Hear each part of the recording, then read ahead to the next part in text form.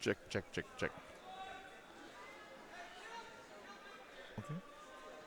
And we are ready to go, and we are at the Keith Gilbertson Senior Sports and Fitness Center at Snohomish High School. It's the 2020 Panther Classic Wrestling Tournament, and we're underway with the finals matches here in Snohomish. Welcome, everybody. Tom Lafferty along with Josh St. Marie, Steve Willits, Todd Elvig on STSPN.com. Thanks for being with us, and here we go, already underway, and it's the opening round. It's the 106 match.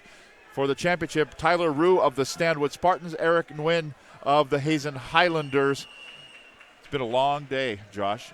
Lots of wrestling here. We're into the 300s for the amount of matches that have happened on this one day. Yeah, Tom, but we made it all through it. We're here to the finals where everybody who came to this tournament wants to be. And right away, Tyler Rue has a 2-1 lead over Eric Nguyen. Eric Nguyen of the Hazen Highlanders in the blue, and Stanwood's Tyler Rue in the red down on the match.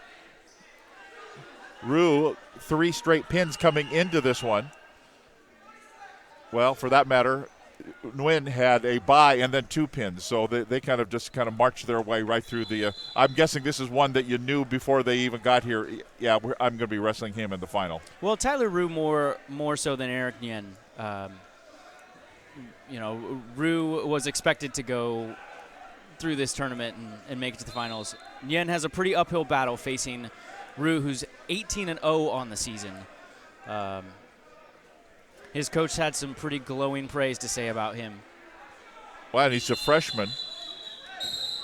Nguyen is a junior at Decatur High School. The Decatur Invite. Actually, at Hazen High School, he was the Decatur Invite champion, third at Edmonds Invite. So they've had some success. But Stanwood, who really after Mason Phillips, they've just really kind of exploded on the wrestling scene. They've got quite a number of wrestlers in the finals today. Yeah, we're going to be talking about Stanwood quite a bit. And you bring up Mason Phillips. That's actually who Coach brought up when I asked him about Tyler Rue. This is the guy who reminds him of Mason Phillips. Really? Yep, Mason Phillips, who his freshman year did not compete at state because he was injured, ended up going and being a 3-time state champion. Right. Completely undefeated in high school. As Rue ends the match with a fall. Mason Phillips, who was undefeated in high school, is now wrestling in North Carolina. At North Carolina, yeah. Yep. And that is Tyler Rue reminds him of could be the next Mason Phillips. That's pretty high praise. So Tyler Rue of the Stanwood Spartans gets the win. He's a freshman, and in the 106, he will have the win over Eric Nguyen of the Hazen Highlanders. And so as they do at the Panther Classic, they go then they run the 3rd and 5th place matches on the outside mats, so they won't start the 113 till everybody's done and the other matches going on here. Steve Willits is joining us as well. He'll be over in the corner, and he'll be talking with our winners as they come across as soon as they get done with their matches. So we're at Snohomish High School, the Panther Classic Wrestling Tournament. Did you say 20 schools were here? 20 schools. Yep. And this is a 16-man bracket. We actually started the day. There were several brackets that had more than the 16 kids, and they ended up in those middle weights where they're more overpacked. Some kids had to wrestle to get into the tournament. So it's a long day for some of these guys. And so we'll be ready for the 113 coming up here in just a little bit. That'll be Colin Jack of Decatur and Nathan Curry of Tahoma. And a couple of times we're going to see quite a number of Tahoma kids. Tahoma, the number 2 ranked 4A team in the state of Washington. And Tahoma kids and Decatur as both out of the North Puget Sound League. So we'll be hearing from our winner of the first match, Tyler Rue, in just a little bit, as we're awaiting then the beginning of the 113. So the consolation match going on over on mat number 3. Yeah, Tom, and I'm going to bring up the team scores going into this final round. Yep. The way this works is it's an individual tournament, and let's say the 106-pound wrestler, he's going to wrestle in a bracket of all 106-pound wrestlers. And based on how he does, he's going to score team points for his team. And every round, they calculate up the team points and update the team score. And at the end of the day, the team with the most team points takes home a team trophy. So it's a pretty cool tournament where you can win the title as an individual and also take home a trophy as a team. So top 5 teams coming into this final round is Glacier Peak with 90 team points. At 4 is Stanwood with 91.5. The match you're watching now is between Decatur's Cody Riverman and Snohomish's Miles Lamb at the 106. And that's about to end here with 1:07 to go in period number 3, a 7-5 lead. Yep. And at number 3, Snohomish tied with Stanwood at 91.5 points. And number 2 is Decatur at 108 points. And in a commanding lead with 136 points is Tahoma. And as we mentioned, Tahoma ranked number 2 in the Class 4A. They're pumping wrestlers out of there. So yeah, we actually have 2 ranked teams coming in. Tahoma's ranked number 2 in 4A, and Stanwood is ranked number 4 in 3A. Stanwood currently tied for 3rd place here at this tournament. And now, the points come from not just the championship, right? From all across the board. How you start accruing points from 10 o'clock this morning. Yep. Yep. If your wrestler gets a pin, that's worth more points. If he advances, that's always worth an amount of points. If you get 1st place, you get a big chunk of points. And the more wrestlers that keep wrestling throughout the day, you keep accruing points. Absolutely. So you could have all 14 of your wrestlers lose their first match, but then pin their way all the way into 3rd place. And you could take home a team trophy from all those bonus points you're picking up. So currently we're watching the one of the matches on the side. The way this tournament is set up is we had 6 mats all across the floor. Right. And then here before this final round, they strip it down to 3 mats. In the middle mat, we're going to be focused on the finals matches, and then on the 2 adjacent to the middle mat, each of those will be for 3rd and 5th. Unfortunately, due to match restrictions, we can't actually wrestle to a true 3rd place.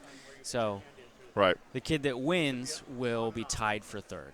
And so there is your winner. It'll be Decatur's Cody Riverman will win at 7-5 over Snohomish's Miles Lamb. So the 106 matches are done. Again, the champion of the Panther Classic is Tyler Rue of Stanwood. So we'll be awaiting now the introduction of the 113-pound participants, Colin Jack of the Decatur Gators and Nathan Curry of the Tahoma Bears here in the Panther Classic. And so they'll bring them out. They probably one of the nice things about this tournament is that they turn off the lights and they do a little WWE and get them introduced and pump them up. And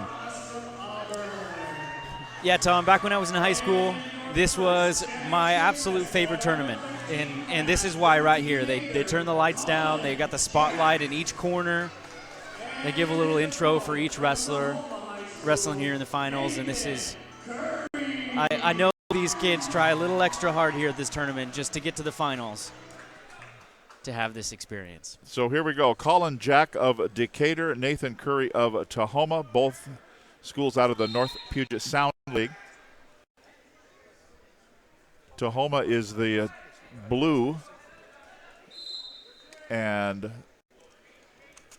Decatur is Colin Jack, and he'll be in the tan or the light green. I'm not sure. Ecru, maybe that's the color, as they go at it here to get underway for the 113-pound match. Again, Decatur and Tahoma on the mat now with 1:36 to go, opening period.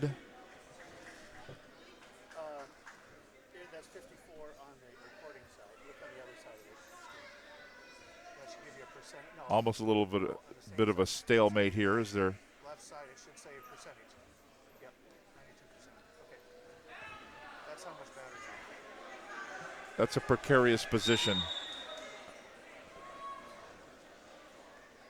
What match number are we on?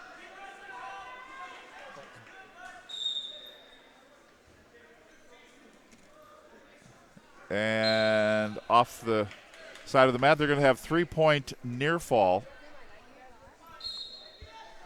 And so they'll end up now with the Tahoma wrestler down. And we should here in a little bit be hearing from our opening round winner, Tyler Rue of the Stanwood Spartans. Yeah, Colin Jack right now up 5-0. He's beaten the number 2 ranked wrestler at 4A. Number 2 ranked at 106 pounds. So 106, so he's wrestling up. He is wrestling up. He'll probably go down for postseason. He's up 1 weight class. And coaches will do that. That's where the coaches come in, right? They're deciding what their strength can be. It's not always easy to control your weight and keep it down. So it's also to not grind too hard on the kids. So it could be a mental grind, making weight several times a week. Right. Every week. So, maybe let them wrestle a little bit higher. So it's Colin Jack and Nathan Curry of Tahoma, the 113-pound matchup here. We'll get an escape point there for the Tahoma wrestler, Nathan Curry. And coming up to the end now of the opening round of this match at 113 pounds. Yep. Expect a lot of action in this match. Talking to both of these coaches, they both talked about their guys who love to work hard, love to grind, are always moving forward. Colin Jack, who's up 5-1 right now, his coach said that he's the kind of guy that if he's down by 100, he wants to be down by 99. He's always working.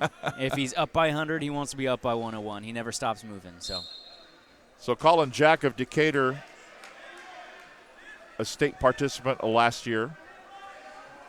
And Nathan Curry, a freshman. Colin Jack is a sophomore.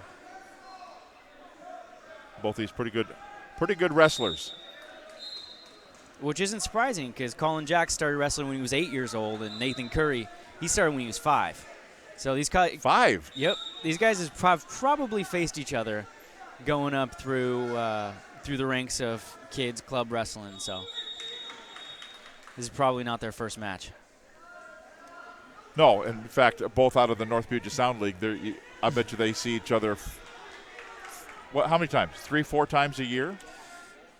Before you get to the postseason, a couple of tournaments here and there, and it really depends. And the regular season. At least one match, yeah. and then postseason, they're gonna see each other. And so we're going to hear from Tyler Rue of the Stanwood Spartans. He's down on the floor with Steve. Thanks, Tom. We're down here with Tyler Rue, who won the 106-pound weight class earlier today. Tyler, first of all, congratulations. Only a freshman. What were your expectations coming into the tournament? I had high hopes of pinning the kid, and I just put the effort in and finished it off. Only a freshman, and you're already having a lot of success. Being told that your coach, we were talking to him earlier today, he's already comparing you to Mason Phillips. It's pretty high regard right there. I've got to think you probably growing up in this Stanwood area. Did you look up to Mason? Yeah, I've known him since I was about 5, and we kind of drifted apart. But when he hit high school, I started to get him to know him a little bit better, and I kind of walked up to him all the time. Well, I can see why you would, and I can see why maybe Coach thinks that highly of you. Undefeated so far in the year, only a freshman. You're out here winning big tournaments like this. Expectations are pretty high. Are you already starting to think about the Tacoma Dome a little bit? Yep, I'm planning to win state, and I'll do anything to do it. Excellent. And, of course, the question of the day, and we're going to be asking this to all of our wrestlers, are you a music guy before you go out there onto the mat? Do you listen to anything to get yourself jacked up or ready to go? And if so, what is your go-to music of choice? I do listen to music, and I tend to listen to rap. Rap, okay. Anybody in particular or just? No, it varies. Old school, new, what are you listening to? Okay. Definitely no. Give me one of the artists you're listening to, maybe one song. Juice WRLD, Lucid Dreams. Lucid dreams, there you go. It seems to be working. He's got dreams of going to Tacoma. Back up to you guys. Thanks very much, Steve. Along with Tyler Rue of the 106, he was the winner here today. We're watching Colin Jack and Nathan Curry. Jack out of Decatur, Nathan Curry out of Tahoma. And a 6-2 lead for Decatur, for Colin Jack. As we're in the period number 3. You know, and you said you should see a lot of action here. Seems to me this has been a little, for the little guys, it's usually a little more, isn't it, rambunctious, if you will? Or does it happen that they run out of gas when you get to the championship? No, I would say the some of the more inexperienced lighter wrestlers are all over the place. But these guys they've been wrestling since they were little kids. They know how to stay in good position, and they're not gonna. Is there a time, even within the match, where you will expend so much energy in the first period that when you get to 3, you're like, uh-oh, I got nothing? I mean, these kids wrestle matches all the time. So they're not going. They probably have a game plan of, the first 2 minutes, I'm going to wrestle at this pace. The next 2 minutes, and I'm going to push the pace and push the pace. So, it's sure every once in a while, you're going to go out there and you're going to realize after the first round, I'm gassed. But that usually has to do with your preparation, or maybe you drink a little bit too much Gatorade throughout the day. So again, Decatur's Colin Jack with the lead, 6-2. And Nathan Curry, both of them very successful coming into the Panther They're Classic. They're in an interesting position. And when you see the referee, Sean O'Donnell, just gave 2 points to Nathan Curry, so he's within 2. Okay, now he stopped him there. What is that, like stalemate? Yep, stalemate. If they're in a position where they're not going anywhere, we don't want to waste too much time. So we stalemate and start him back in the starting position.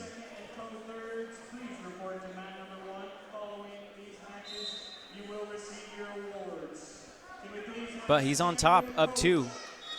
He's either got to turn him and get some points, or 19 seconds to go, a 2-point lead. Oh. Thought he was going to escape there for a second.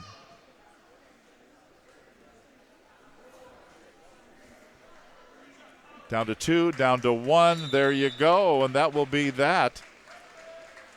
Yeah, Tom, that's Colin Jack taking down the number 2 ranked wrestler in 4A, Nathan Curry. So 6-4 is your final. Colin Jack with the win out of Decatur. You got to call it an upset, right? If you're beating the number 2 ranked wrestler in the state. I'm not really sure, because I haven't seen Colin Jack wrestle before, but I know one thing: his coach isn't surprised. His coach, the way he wrestles in the room, right? This is exactly what his coach expected. So.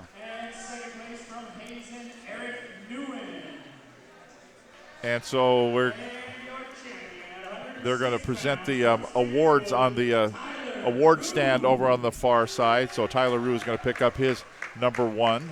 Eric Nguyen of Hazen, his number 2. So we'll be ready to go with the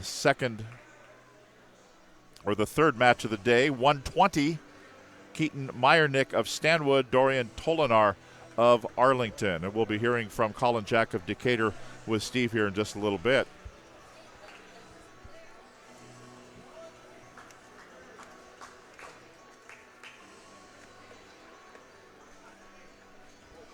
Yeah, Tom, talking to Coach Johnny Gilbertson of Arlington for Dorian Tolinar. Right. Dorian, he says, is a really coachable kid. He's one of those kids that every coach wants. He's always working hard. He's a 4.0 student. This offseason, he wrestled at Fargo. So Dorian, a junior, a kid that every coach wants. So Keaton Meyernick of Stanwood, Dorian Tolinar of Arlington about to be introduced out on the floor for 120. The Stilly Cup of wrestling at 120 pounds. The one official's ready to go. They don't even have the lights on yet. Hold on. He's he was ready to say, let's go, and they're still introducing. Yeah, you got to wait for the lights. So Dorian's got an uphill battle here. He's facing Stanwood's Keaton Meyernick, who on the year is 19-0. Keaton is the wrestling partner in the room of a guy that's going to be coming up that we'll talk a little bit about. That's quite a stud, and it's one of those situations where you've got really good guys in the room. They're just going to make their wrestling partners better. Right. And that's it's one of the things that Keaton's benefiting from. He's a freshman, 19-0, and he's a real brawler. So Dorian's going to have a tough match here. Dorian Tolinar of Arlington is in the gold, and in red is Keaton Meyernick of Stanwood, the Spartans. Again, both out of the Western Conference 3A North Division. Neighboring schools, when they play just about any sport, it's for the Stilly Cup for the Stillaguamish River that runs through both towns. Yeah, they got into a little tie up there, and Dorian tried to throw him a little bit and got out of position, and Keaton just put him down on the ground. They're going to go off the mat here.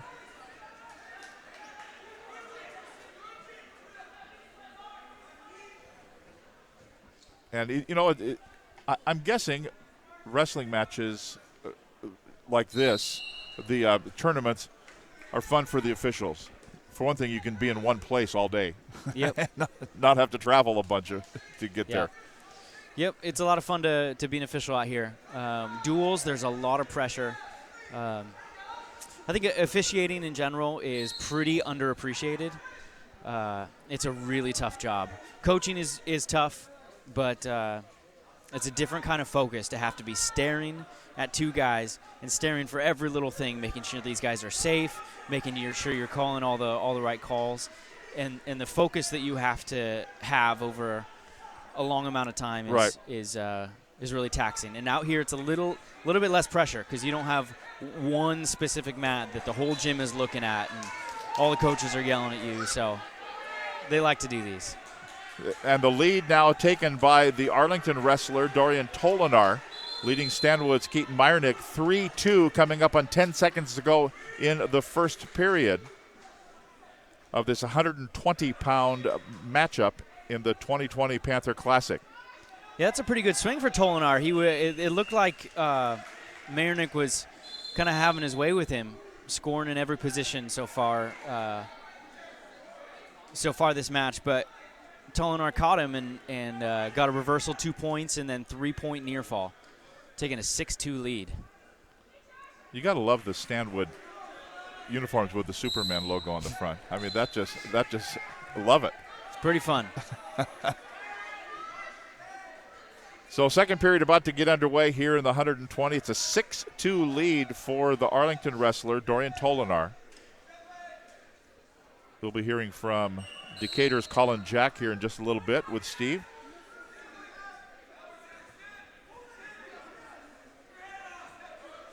As this 120-pound match continues.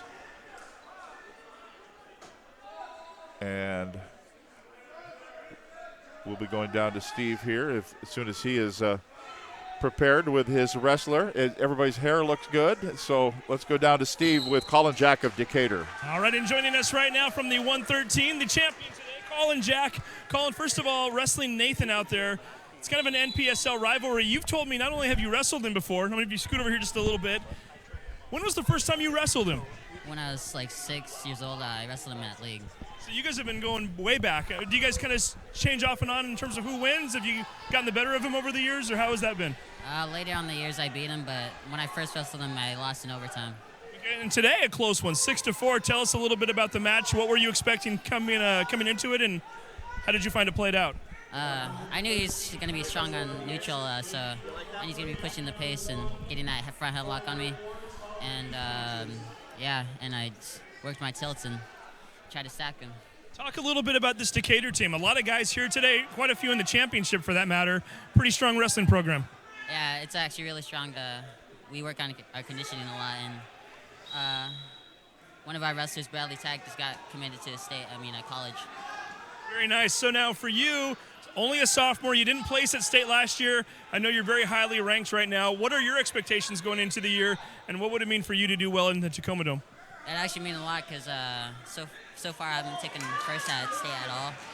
I got in close. I got in third, second, and last year I didn't do that well because I was a little underweight. You're going to be ready to go now. It looks like you're doing extremely well so far this season. Final question for you, and it's a big one. Are you a music guy? Do you listen to anything to get yourself ready to go for a wrestling match? And if so, what are you listening to? I usually listen to albums. I listen to Playboy Cardi or other stuff. You mix it up a little bit from time to time? Yeah. What did you listen to today on the way here? I listened to a bunch of Playboy Cardi and Juice WRLD. There we go. So we're hearing that again. Again, Colin Jack, the champion of the 113-pound right here at the Panther Classic. Back up to you guys. Thank you very much, Steve. Willits with Colin Jack of Decatur. And so we're watching now the 8-3 lead for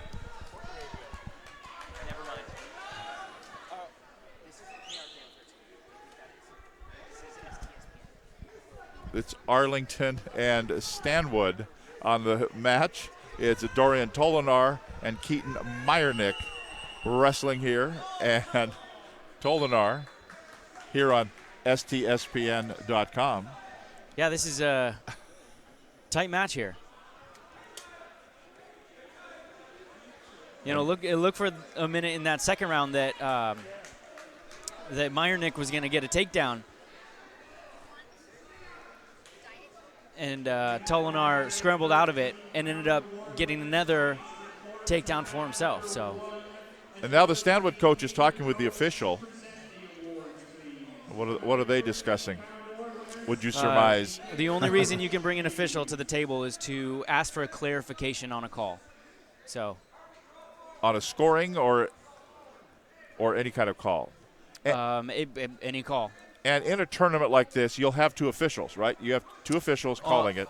Oftentimes in the finals. Right. You know, this is the only time that they've had two officials here. And it's just like in basketball or football. Yep. You can get help from the other person. What did you see? Have a little. Yep. The other person cannot make any calls, but you can go ask, what they saw, and you can change your call based on what they saw.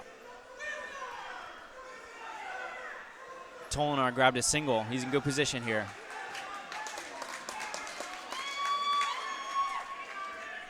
So it goes to 11-3 now, the score. Yeah, he gets the 2-point takedown. It's going to be tough for Meyernick to come back from this.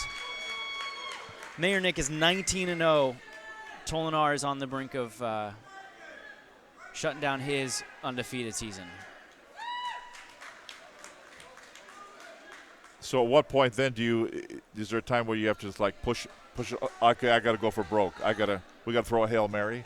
Sure, yeah, and he's on his feet right now. The perfect position to throw a Hail Mary. Oh, but he's going for a leg. 11-4 the score, 21 seconds. For the leg is not the setup for a Hail Mary. Hail Mary here is some sort of throw, a head and arm. Going low, down to 10 seconds to go in the match. 11-4 lead for Dorian Tolinar of the Arlington Eagles. Pin more, there we go. 2 more points will be awarded, but it won't be enough, and Dorian Tolinar will win it 11-6 over Keaton Meyernick. So Arlington over Stanwood in this edition of the Stilley Cup. They'll meet each other again in their during the regular season, and I'm guessing when they get to districts. And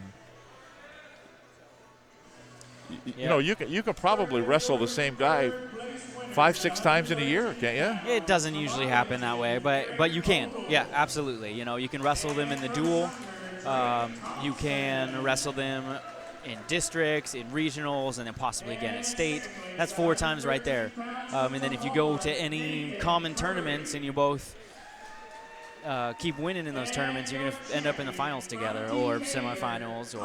So, yep, you go to any common tournaments, you're going to meet the same guys. So 120 in the books with Dorian Tolinar the winner. We go to 126, and it'll be from the Peninsula Seahawks, Brock Allen. And from the Tahoma Bears, it'll be Braden Hansen, so our second Tahoma wrestler of the afternoon. First for Peninsula, but we've got a couple of more Peninsula wrestlers coming up later in the afternoon as well. We're at the 2020 Panther Classic Wrestling Tournament, and the 113s are getting their awards and on the award stand. And they'll be turning off the lights, and here we go. And the 126s to be introduced. Again, the consolation match is going on the two outside mats. We're focusing on the center mat with the championships. Tom, I'm excited for this match. These guys, this has the potential to be a pretty close, good match. Both these guys are day one warriors here at State. Braden Hansen from Tahoma, the sophomore, took 8th in State last year at 120 pounds. And his opponent, Alan Brock from Peninsula, he took 8th in State as well in 2017, was a participant in 2018 and 2019. So both these guys have been in and around State the last few years. And they've been doing a lot of wrestling down. So here we go. Tahoma's Braden Hansen, Peninsula's Brock Allen. And we are underway. But the Peninsula Seahawks, he's in the green. Brock Allen is. And Braden Hansen in the, well, it's black, but it's a dark navy blue. Yeah, and Hansen from Tahoma is coming off a pretty tough match. He won in overtime against a senior in the semifinals to make it to the finals here. So this has been a tightly contested weight class so far. At 126 pounds. And we're going to go down to Steve down there with our champion from 120, Dorian Tolinar of the Arlington Eagles. All right, thanks, Tom. We are with Dorian Tolinar right now from Arlington, getting the big victory here. Kind of a Stilly Cup of matches there. You versus the Stanwood. Talk a little bit about how those workouts go. Does it help you going into a match like this, knowing your opponent a little bit more?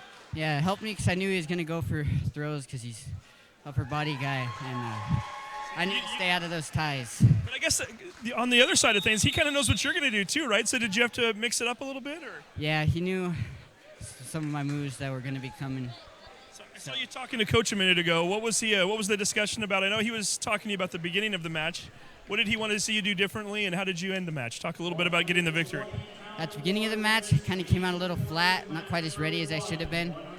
And towards the end, once I kind of had him on the back foot, started getting really aggressive and doing way better, and need to do that the whole match. Turned it on and got the victory. 2-2 at the Tacoma Dome last year. I'm guessing you'd like to place this season. Oh yeah, I'm looking for a state title this year. He's already looking for a state title. We like to hear that. And of course, the final question before we let Dorian go. Are you a music guy? What do you listen to get ready for matches? Are you somebody that likes loud and hard, or do you like to kind of lay low and take it easy? What are you listening to? When I do listen to music, which is about 50% of the time, I like to listen to Eminem because his lyrics are really inspirational to me. So you're listening to the song itself and the lyrics more than you're listening to the music? Yes. Okay, very cool. Did you listen to Eminem on the way here today? No, I forgot my headphones. Got his headphones, didn't have the music, but you know what? He still got it done. Hey, Dorian, congratulations and best of luck to you this season. Thank you. There you go. Thanks very much, Dorian Tolinar of the Arlington Eagles. Forgot your headphones? You can't forget your headphones. That's funny.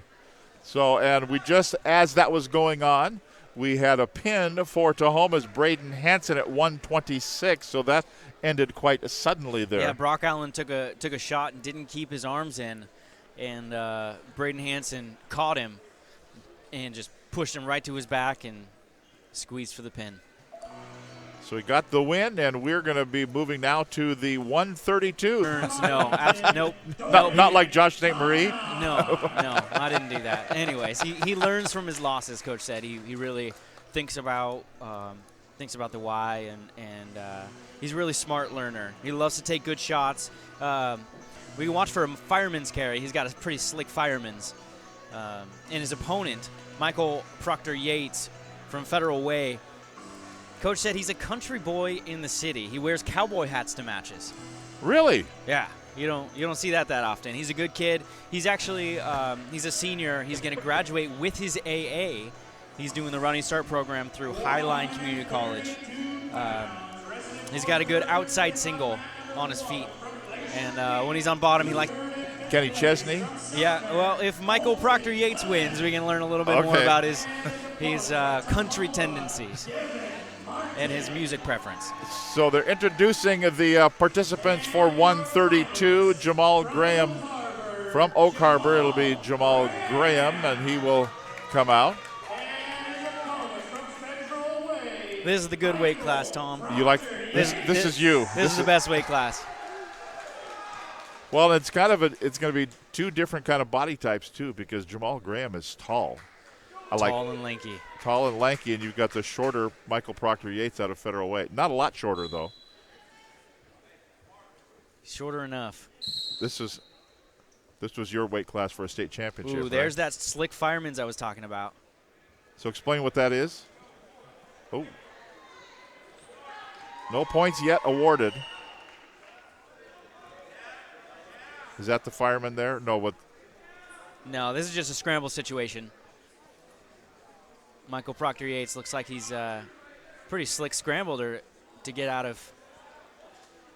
And he does award the points there for the takedown. Yeah, so Jamal Graham shot his nice fireman's. Didn't work out. He came around, started a scramble situation, and Michael went from pretty suspect position to getting the takedown there. So he's up 2-0. Michael Proctor Yates in the blue, and Jamal Graham in Oak Harbor's familiar black and gold. And the 2-point lead with the takedown points for Proctor Yates. Went to state a year ago. And Jamal Graham out of Oak Harbor. 45 seconds ago, a 2-point lead for the Federal Way wrestler, Michael Proctor Yates.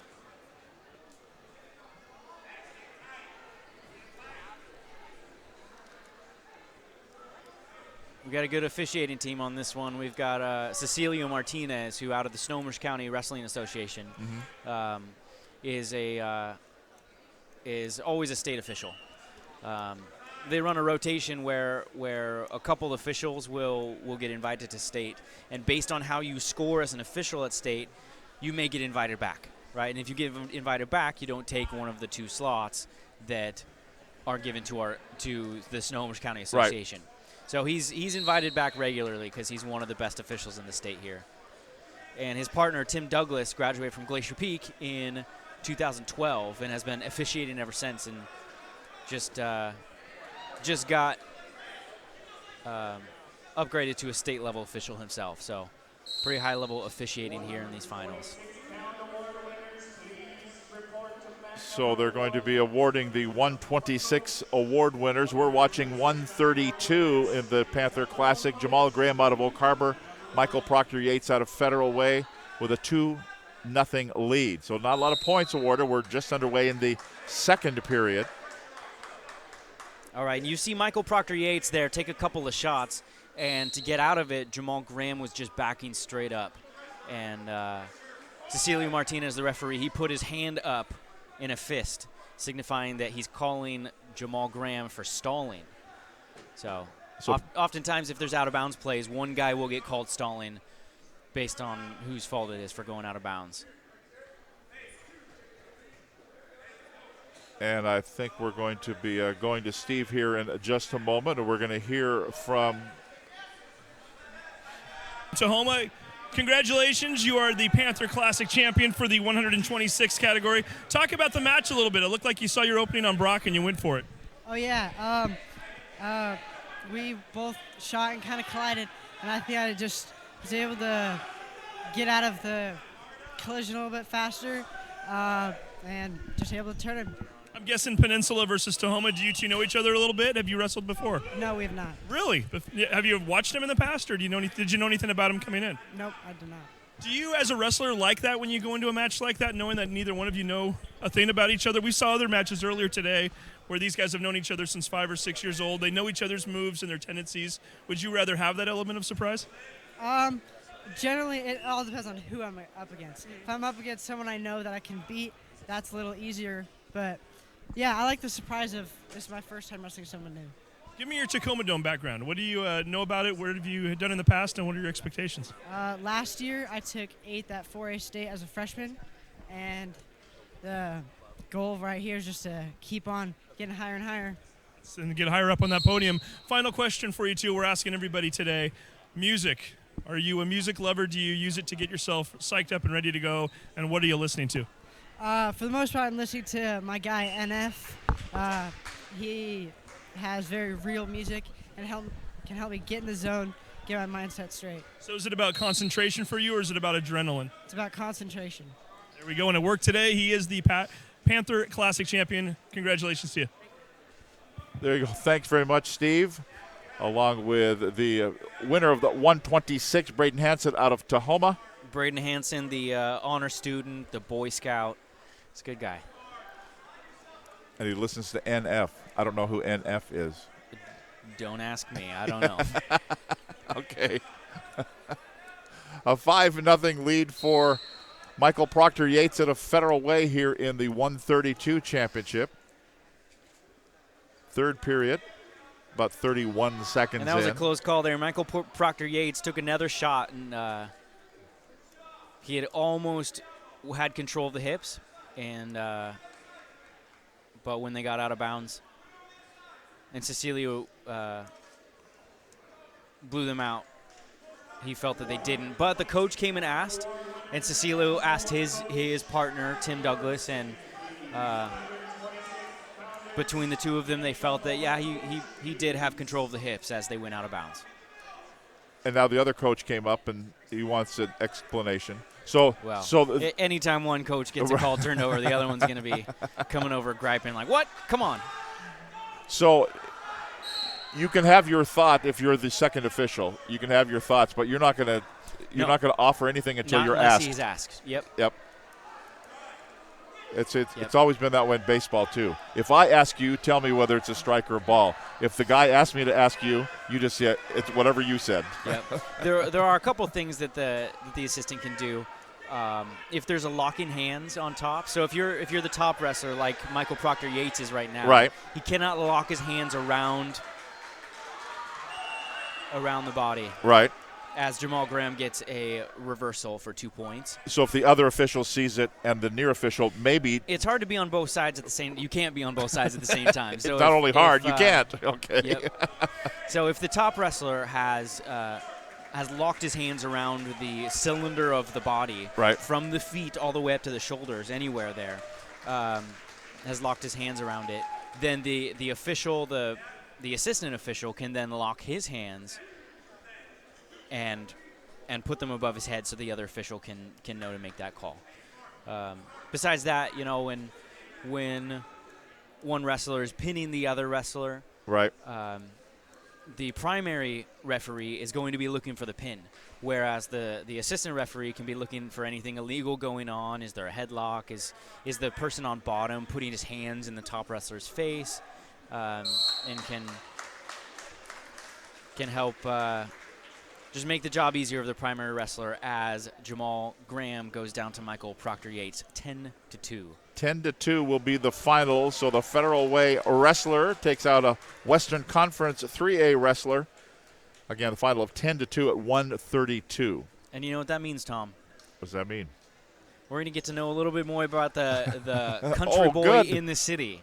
The guy who wears cowboy hats to match his Michael Proctor Yates. Well, Steve, you've got to have him wear his cowboy hat in the interview. That's a given, right? We'll see what we can do. I don't see why not. So this is the stuff we like to know about these wrestlers here at the Panther Classic. And we're going to move on to 138 here in just a moment. They're awarding the trophies over on the trophy stand. Again to 126, the pin for Braden Hansen. So 138 coming up. It'll be Isaac Ortega, another Stanwood wrestler, taking on Christian Wilson out of Jackson.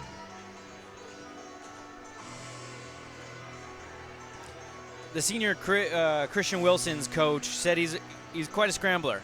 You know, he started wrestling in the 4th grade for Bad Draw, a local club here.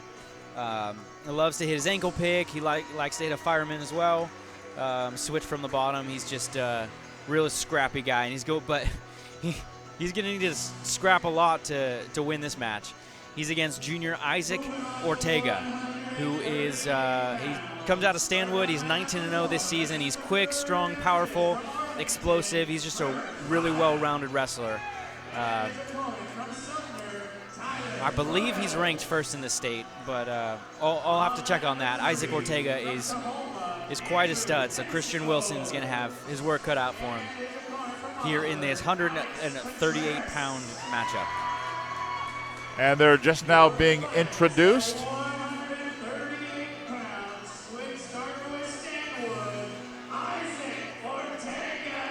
So Isaac Ortega of Stanwood, Christian Wilson of Jackson at 138 pounds.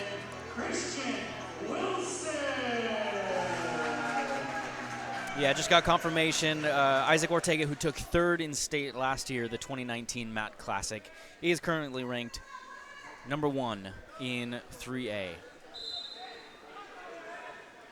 And we're ready to go, and we've got Michael Proctor Yates out of Federal Way going at 132. Let's go to Steve. Cowboy hat and all. Here we go. are, Michael Proctor Yates. Explain the hat. Federal Way guys don't normally wear cowboy hats. What's up with this? No, they don't, but I was born out in the country, so I figured might as well represent it. Are you wearing this around school as well? And if so, what's the reaction been? No, it's just the tournaments and duels. Tournaments and duels. Other than that, are you wearing ball caps, or are you just not wearing hats at all? I'm just not wearing hats. It's a cool look. We like doing this with the cowboy hat. So does this mean you're a country music guy? What are you listening to before the matches? Well, yes, I love country music, but I don't usually listen to anything. I try to clear my mind usually. Keep your own thoughts to yourself and get ready to go. It worked today. Tell us a little bit about the championship match. I honestly didn't know what to expect. It's my first win in a championship match. I'd only been in one before, so being able to go out there and put in all that work to win made me feel good. A lot of enthusiasm right after the match, too. What were the feelings going through your mind at that point? Just pure joy and happiness. Joy and happiness, and it worked out pretty well. Going to get a little bite to eat on the way home? What's the go-to food after you win a big match like that? Well, me and the team, we're going to go out to Old Country Buffet. You going to load up on the whole plate, or are you going to go for seconds, or what? Oh, we're going for 4ths and 5ths. 4ths and 5ths. First here, though, more importantly, he's going to be standing on top of that podium later. Michael, congratulations. And by the way, you made it to state last year as a participant. Looking to get up on that podium this year, right? Yes, sir. There we go. A cowboy hat and all. Hopefully we'll see that down in the T-Dome. Michael, best of luck to you. Thank you. There you go. That's Michael Proctor Yates. Now I'm hungry. I want to go to Old Country Buffet. Man, 4ths and 5ths. That guy must not have a weigh-in for a little while. So we're watching on the championship mat now. It's Isaac Ortega of Stanwood. He is in the red, and he's on the top against Jackson's Christian Wilson in the black and green, and he's on the bottom. And Ortega with the lead, 2-0 at the end of the first period here. See, the job I always wanted, which I think Willits would be good at, is being the person with the towel person whacking the guy in the. See, I think haul off a nice good whack with that towel. You know, Tom, the last time I felt that way about that job, yeah, I think I was 10 years old. Yeah. Well, this bucket list thing, see? Yeah. Well, Tom, yeah, you had me up until the whacking the guy with the towel. That doesn't really appeal to me very much. But other than that,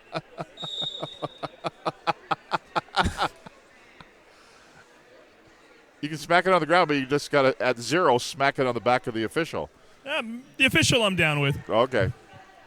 Tom, Isaac is he's powerful, well-rounded, but he's really quick. Just watch for some lightning and explosive penetration and shots, and always in good position. He's a really solid wrestler. 3rd in state a year ago. Yeah, he's also been trying to officiate a bit. He's an off-season wrestler, a club wrestler. He'll be doing USA Wrestling and some other tournaments. Officiates too? Yep, We like that. Yeah, you got to get the young kids in there. I actually met Ortega a couple months ago when I was officiating for a club tournament, and I was assigned to his mat to help him get started in the world of officiating. So hopefully he keeps it going. But truthfully, he's got a ways to go before he's done wrestling. So yeah, yep. And we should see him in college. It's a 3-0 lead here. 45 seconds ago in the second period. Isaac Ortega of Stanwood, Christian Wilson out of Jackson.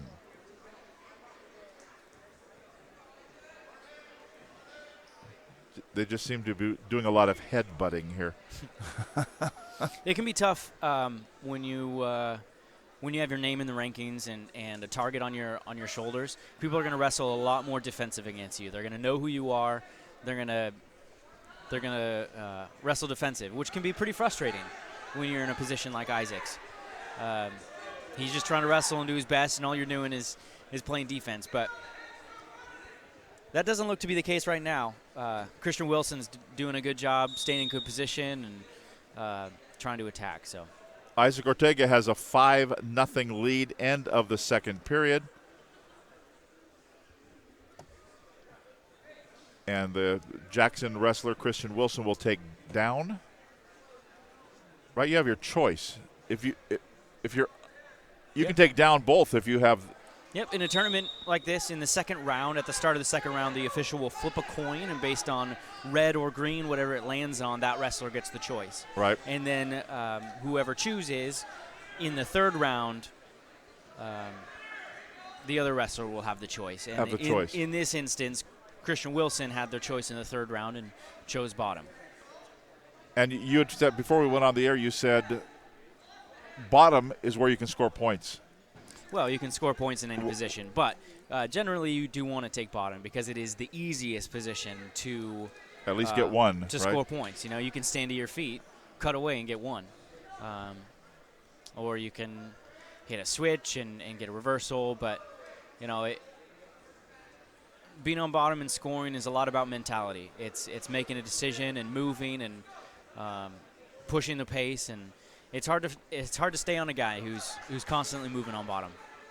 Isaac Ortega there kind of just said, you know what, let's just let him, let's start over. Nothing's going to happen here. So he gave up the 1 point in order to just pick it. You trade a 2 for a 1. Yeah, you give up the 1 point escape. It's clear that Isaac Ortega loves to wrestle from his feet. He was riding him a bit, and he can ride him for the rest of the match, I'm sure. But he likes to wrestle from his feet. Yep. And I was actually watching him early in the tournament. There was several matches where he'd take the guy down and then cut him and give him 1 point escape, and he loves to wrestle from his feet. Down to 24 seconds to go. Maybe he's locked up a near side cradle here, looking to get the pin. He's got that leg in an uncomfortable position.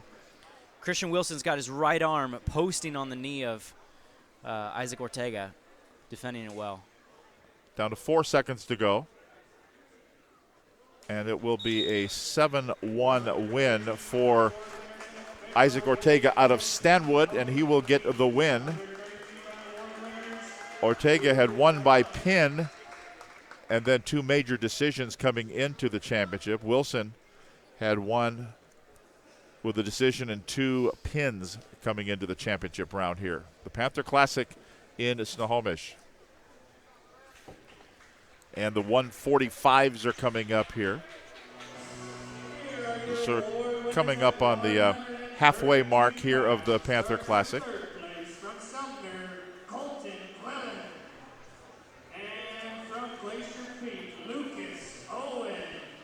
And they're giving the prizes for placement here on the far side of mat number 1. Michael Proctor Yates will take off the hat, put on the medal, put the hat right back on. And he gets a nice shirt, too. So the 145's coming up here. That'll be the next round of matches for the Panther Classic. From Stanwood, another Stanwood wrestler, 2 in a row. Cody Carpenter will be wrestling and he'll be wrestling Elijah Marquez of Bellingham at 145. Tom, you got to love that. You got to love a guy who's going to come out here and work his tail off to get a tournament win and stays true to himself. And he is who he is, and that's you love to see it. Put the cowboy hat on, but I was surprised he doesn't listen to music though. He likes to clear it. Were you a music guy or a clear your mind guy? No, I never listen to music before matches. I was more just focused on the thoughts in my head. I had a little postcard that Coach helped me make up with affirmation statements of things I like to say, like nobody can beat me on my feet. I'll always win in overtime. Nobody can hold me down. Just affirmation statements, and those are the things that I like to go on inside my head. I like to stay even and not get real pumped up like some of these guys, because I believe that getting pumped up is comes with a lot of roller coasters of emotions, and I like to stay even. So I can empathize with Michael Proctor Yates there. Yeah. And I misspoke. It is Cody Carpenter of Shore. It's the other Wood. It's Shorewood, not Stanwood. So yeah. Cody Carpenter of Shorewood. Yeah, these guys are both seniors. Cody Carpenter of Shorewood. He's one of those kids that never misses practice. He's really coachable. He's self-motivated. Really cares about the sport. And we're going to go over to Steve, who is with the winner of the previous match, Isaac Ortega of Stanwood. Steve.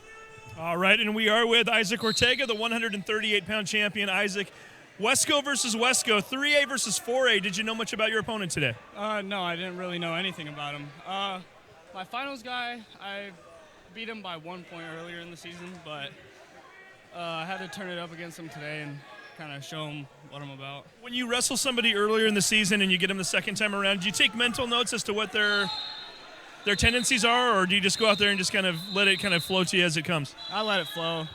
Usually I start out super slow at the season, beginning of the season, but like last year, I went against a guy I had wrestled earlier in the season at state, and I whooped up on him, so I just got to get my flow going, and once I hit that, it's over. What is the ultimate goal this year? I think we already know what it is, but I want to hear you say it. Obviously, you did very well in the Tacoma Dome last season. How are you feeling about things right now as we're midway through the season? I want to run through state and get that state title. Don't blame you one bit for that. Hey, we see you on the football field. You've excelled as a wide receiver, defensive back. We don't always see that in this day and age. A lot of times when we do look at the wrestler who plays football, it's the O-lineman. It's the guy in the trenches. Talk a little bit about that. Do you use some of your wrestling techniques and skills when you're out there playing for the Spartans and the gridiron? Yeah, for sure. Using my low center of gravity. Whenever I tackle someone, I love doing a double leg. It's my favorite thing, yeah. I've always played football. I've always wrestled, so it's just kind of the flow of my life. I got to stay in it. When you play two contact sports and one of them you have a much better chance at a state title, and that comes on the back end of the other one, do you think about injuries when you're going through the season, or is it something you block out entirely? I did mess up my hip flexor during football season towards the end, and I had to sit it out, and my coach understood because he knew he knows what I'm about, and he knows wrestling's my number one sport. So. He knows it's the bigger picture for you. Hey, final question before we let you go. Go-to music. Do you listen to anything before matches or before tournaments? If so, what is it? Well, like the old school rap, like Hobson or Tech Nine or someone like Roddy Ricch. I like hip hop and rap. Yeah. Are you somebody that likes to listen right before you go out there just to get yourself really jacked up, or is it more of a earlier in the day type of thing and just kind of carry it over into each of the matches? Every single match, I like to pump myself up, help me get my swag going and get my mindset right. So I love doing that. The swag's been there. The mindset's been right all season long. Best of luck to you later on this season. Hopefully we'll see you in the Tacoma Dome doing big things. Thank you. Thank you. There you go. That's Isaac Ortega of the Stanwood Spartans. Tom, I loved what he said. I like to use my low center of gravity. That's a really nice way to put it. Good on you, Isaac. Yep, there you go. Get his swag on. So we're watching here Cody Carpenter of Shorewood and Elijah Marquez of Bellingham. And so far, Marquez has a lead. We're into about halfway through the second period, a 2-0 lead. So low scoring so far. Yeah. Elijah Marquez is, his coach said he's a leader. He's got a high motor. He's the hardest working guy in the room. He's got a good outside single, and he's up 2-0 on these guys. He's an off-season wrestler, and possibly wrestling in college. We might see him out there. So. And he rolls himself over. And we'll get 1 point escape there for the Shorewood wrestler Cody Carpenter. Yeah, with the 1 point escape, senior Carpenter, he's the youngest of 3 brothers. Okay. And they moved here from Minnesota 8-10 years ago. His dad's actually a pastor of Epic Life Church in North Seattle. So he's a pastor's kid. But the youngest of 3 brothers, which means he's gotten beaten up a lot. Loves to grapple. Yep. Wrestling around in the living room. He's the starting running back, and he's a defensive back on the football team as well. Okay. So, multi-sport athlete, the senior from Shorewood, Cody Carpenter. Looks like we're having some technical difficulties. I believe somebody might have stepped on the... Kick the plug is what we call that. Kicked the plug. And Todd Elvig from STSPN just had a heart palpitation because when anybody kicks the plug, it's not a good thing. No matter what, everything is always built on a 15-cent plastic piece to keep you on the air. So yeah, Elijah Martinez gets a quick reversal there, and a 2-point near fall call. Marquez. Yep. I say something else. You said Martinez. Elijah Marquez. You know Grandma's listening. Yep. Sorry, Grandma. Todd's going to get letters, emails. You're going to be texts. You're going to be roasted on Twitter. Yeah, but again, Elijah Marquez is the hardest working wrestler in the room. That's all that matters. Great kid. Uh-oh. We lost our feed again. Yep. It's all run off a laptop, so they're still keeping score. The clock's still going. Just our display monitor keeps getting kicked. And so they're going to hold up as we're going to have a break in the action till we get it back. It's flickering back on. There's a couple of guys sitting there innocently. I don't think they were doing. I think it just kind of worked its way loose from the wall. 6-1 the lead for the Bellingham wrestler Elijah Marquez over Cody Carpenter of Shorewood. Were you the hardest working guy in the room? You can admit it. It's 10 years. I cannot say that I was. And hardest working guy in the room has nothing to do with how good a wrestler you are. Oh, but it makes a difference. It does. My older brother Stefan, he was the hardest working guy in the room. But that was never me, and I can't say it was because I know Coach Mossberg is going to listen to this. I think the statute of limitations has run out. You're not going to get yelled at, but you can hear yourself running laps, right? But he might say stairs. something for the fib I'd be telling. No, it makes a big difference if you can be a hard worker, and it shows up on the mat when you go to wrestle. Those guys always have the highest motor. You know, they've got the gear that they start the match at, and then they turn it up in the second round. Then they turn it up in the third round, and those guys were always hard to wrestle because. Well, they continue to have technical difficulties. You think we were at Glacier Peak? Yeah, you would think we're at Glacier Peak High School with. Yep. A lot of fans in the crowd are yelling clock, but rest assured the clock's still going. It's just the display that's blinking in and out. but everybody's tied to the display, and that will be that, and it will be a 6-1 win for Elijah Marquez of the Bellingham Red Raiders, and he will get the win over Cody Carpenter of Shorewood. Yep, so congrats, Grandma. Sorry. There you go. And he gets the win at 145. So we'll be moving to 152 here in just a little bit. It'll be Parker Boynton of Tahoma and Trevin Weeks, the home court from here at Snohomish. They're going to do the awards for 138. That's our two-sport athlete from Stanwood, Isaac Ortega, to pick up the medal. Did you keep all your medals of things that you won?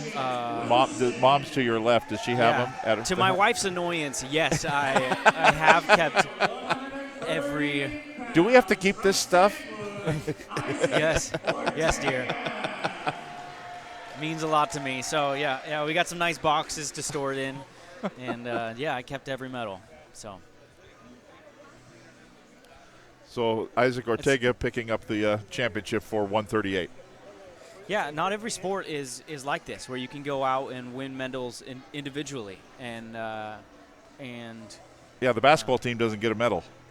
No, you can't take home an individual medal for the basketball team. So, and we've talked about this with coaches through the years on our Prep Sports Weekly show on KRKO. That's a shameless plug. The difference between an individual sport, tennis, swimming, and the team aspect of an individual sport in wrestling, tennis, swimming, you can cheer for your teammate to help you get a team win even though you lost. Yep. Or you may be the only winner tonight. Yeah, there's an extra level of difficulty here. If you get smacked around, your team's still in it. Right. And it doesn't do your team any good to sit on the bench and pout and go take a shower, go home early. It's an interesting, difficult dynamic to balance. So. And we did a basketball game last night. The guy that scored 25 points got an assist from his teammates. Yep. Your assist in wrestling is going to come in the practice room yesterday. Absolutely. Yep. The guy's helping you get better. Yep. Boy, that's deep thoughts for you and me. That's about it. Good night, everybody. It really does make a difference, the kind of guys you have in the room and who your training partners are going to be, who's going to push you. And yeah, you're right. That's where the assist comes from here in this sport.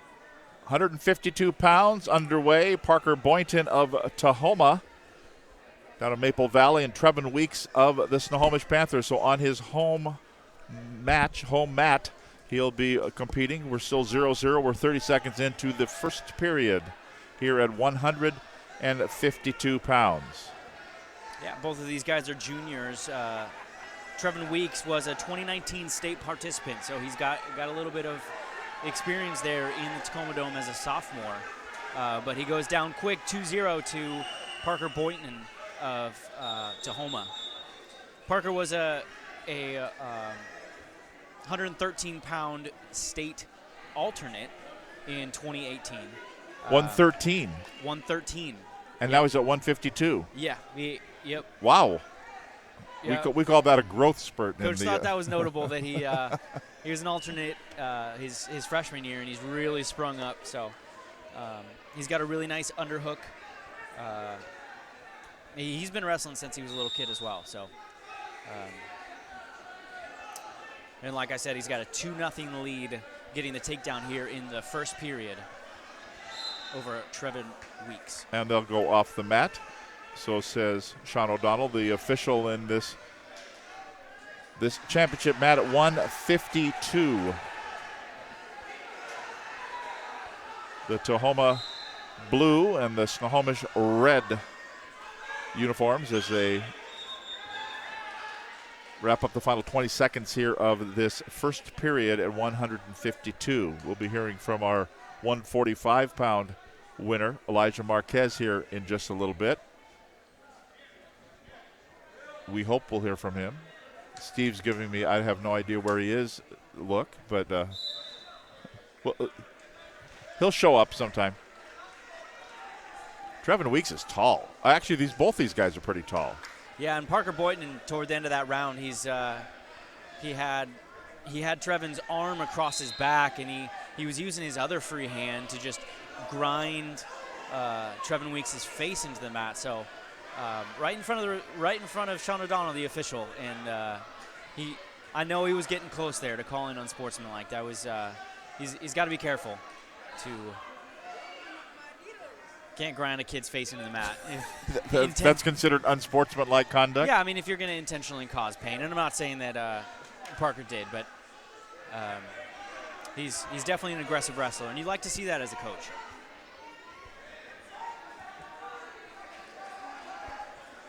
Minute 20 to go in period number 2. And we're going to have a 2-point reversal here. Yeah, you can see Trevin Weeks really likes to be on top and wants to be he wants to get his legs in and leg ride, and but he just got a little bit too high, and Parker Boynton got his hips up and ended up getting the 2-point reversal. So it'll go to 4-0 the lead. 52 seconds to go in the second period.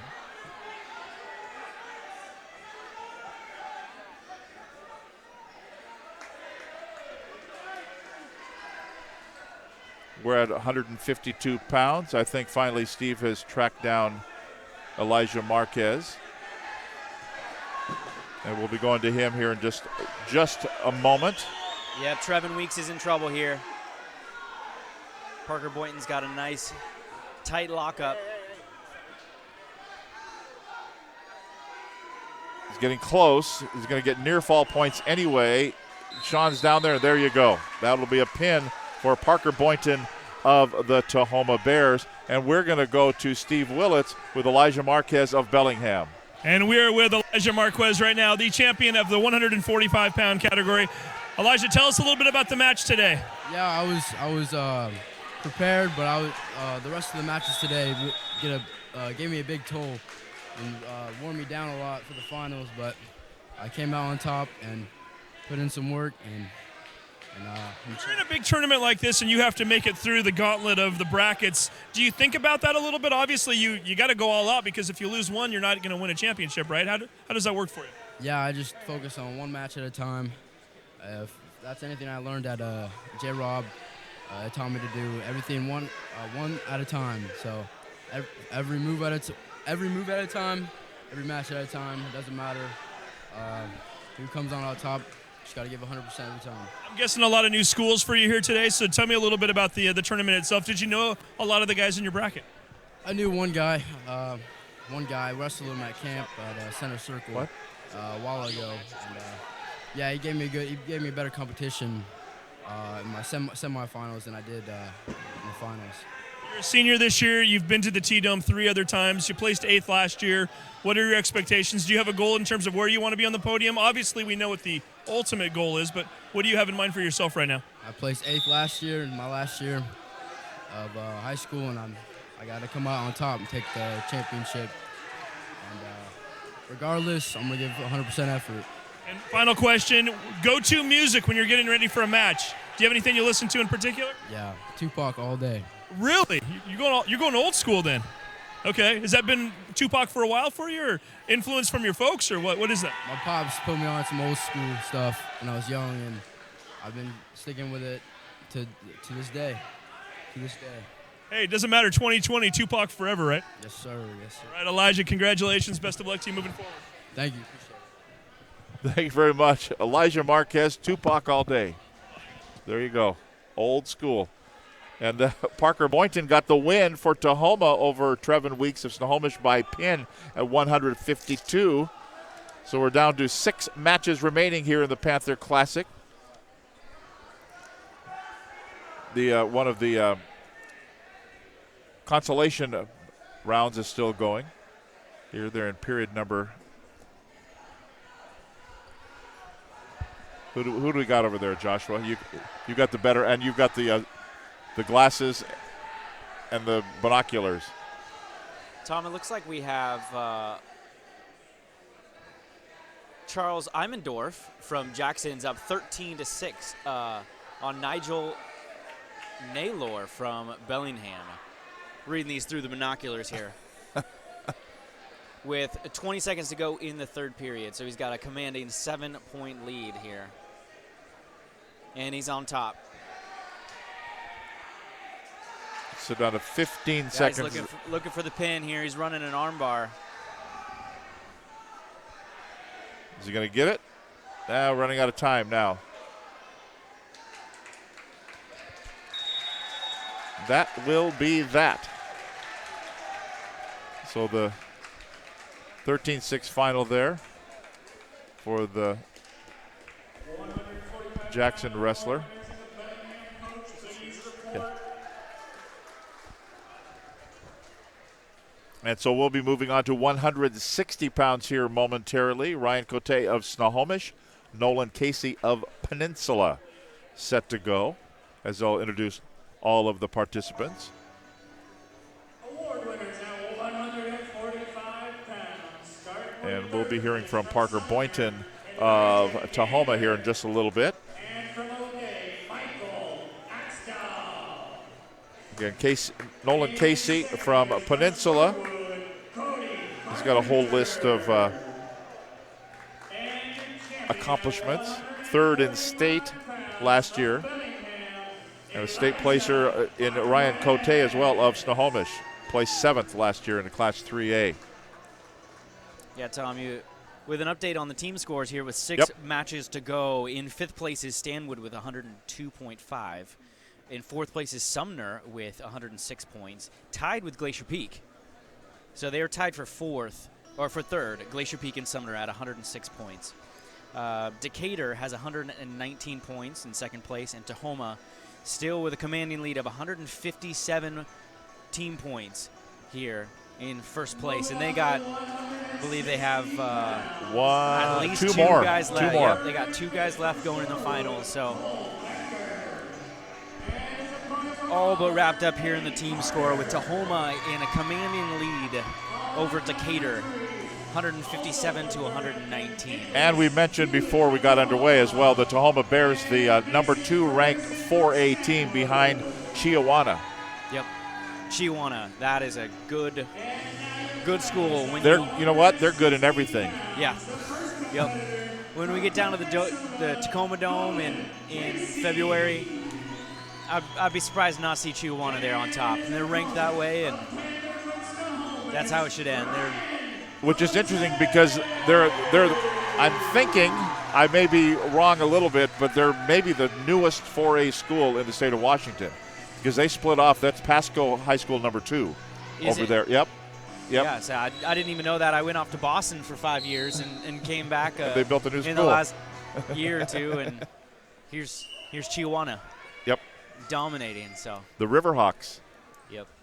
Yeah, placing in state in football and basketball. They've had really a good run of sports, and that's out of Pasco. So Chiawana, 2-0 lead here right away for Peninsula's Nolan Casey, taking on Ryan Cote on his home mat here from Snohomish in 160 pounds. Yeah, Casey with the 2-0 lead as Nolan Casey is a senior from Peninsula. Took 3rd in 2019 in state, took 4th in 2018, so 2-time pretty high placer here at state. He's a club kid, wrestled for a long time since he was a little kid. He's number 2 of 6 in a big family, so another guy who's got a lot of brothers. And his older brother Isaac took 2nd in state last year and is wrestling for Montana State Northern. Little quiz for you. What Montana town? State Northern, what is their mascot? Oh. Boy, I don't think I know. The Wildcats. The Lights. The Lights? Yep. Montana State Northern Lights. The Northern Lights. And what town are they in? I do not know that. I'm guessing North Montana. So it could be Kalispell. Could be It's not, Montana and Montana State are in Billings, and, I don't know. I've only been to Montana once, and for a wedding. Good times. We were both there. Oh, yeah. I spent a week there one night, as they say. So Nolan Casey with a 2-0 lead, or Ryan Cote from Snohomish just got a 1-point escape. A little bit more about Nolan Casey. He was on the cadet national team. He's a freestyle and Greco state champion for club as a kid. So pretty seasoned wrestler here, wrestling his senior season from Peninsula. I always think it's interesting when you've got wrestlers that wrestle. Is this considered folk wrestling? Folk style. Yep. There are three styles of wrestling. This is folk style, and then you can see Greco and freestyle, and they're all different. Greco is a lot of upper body, all throws.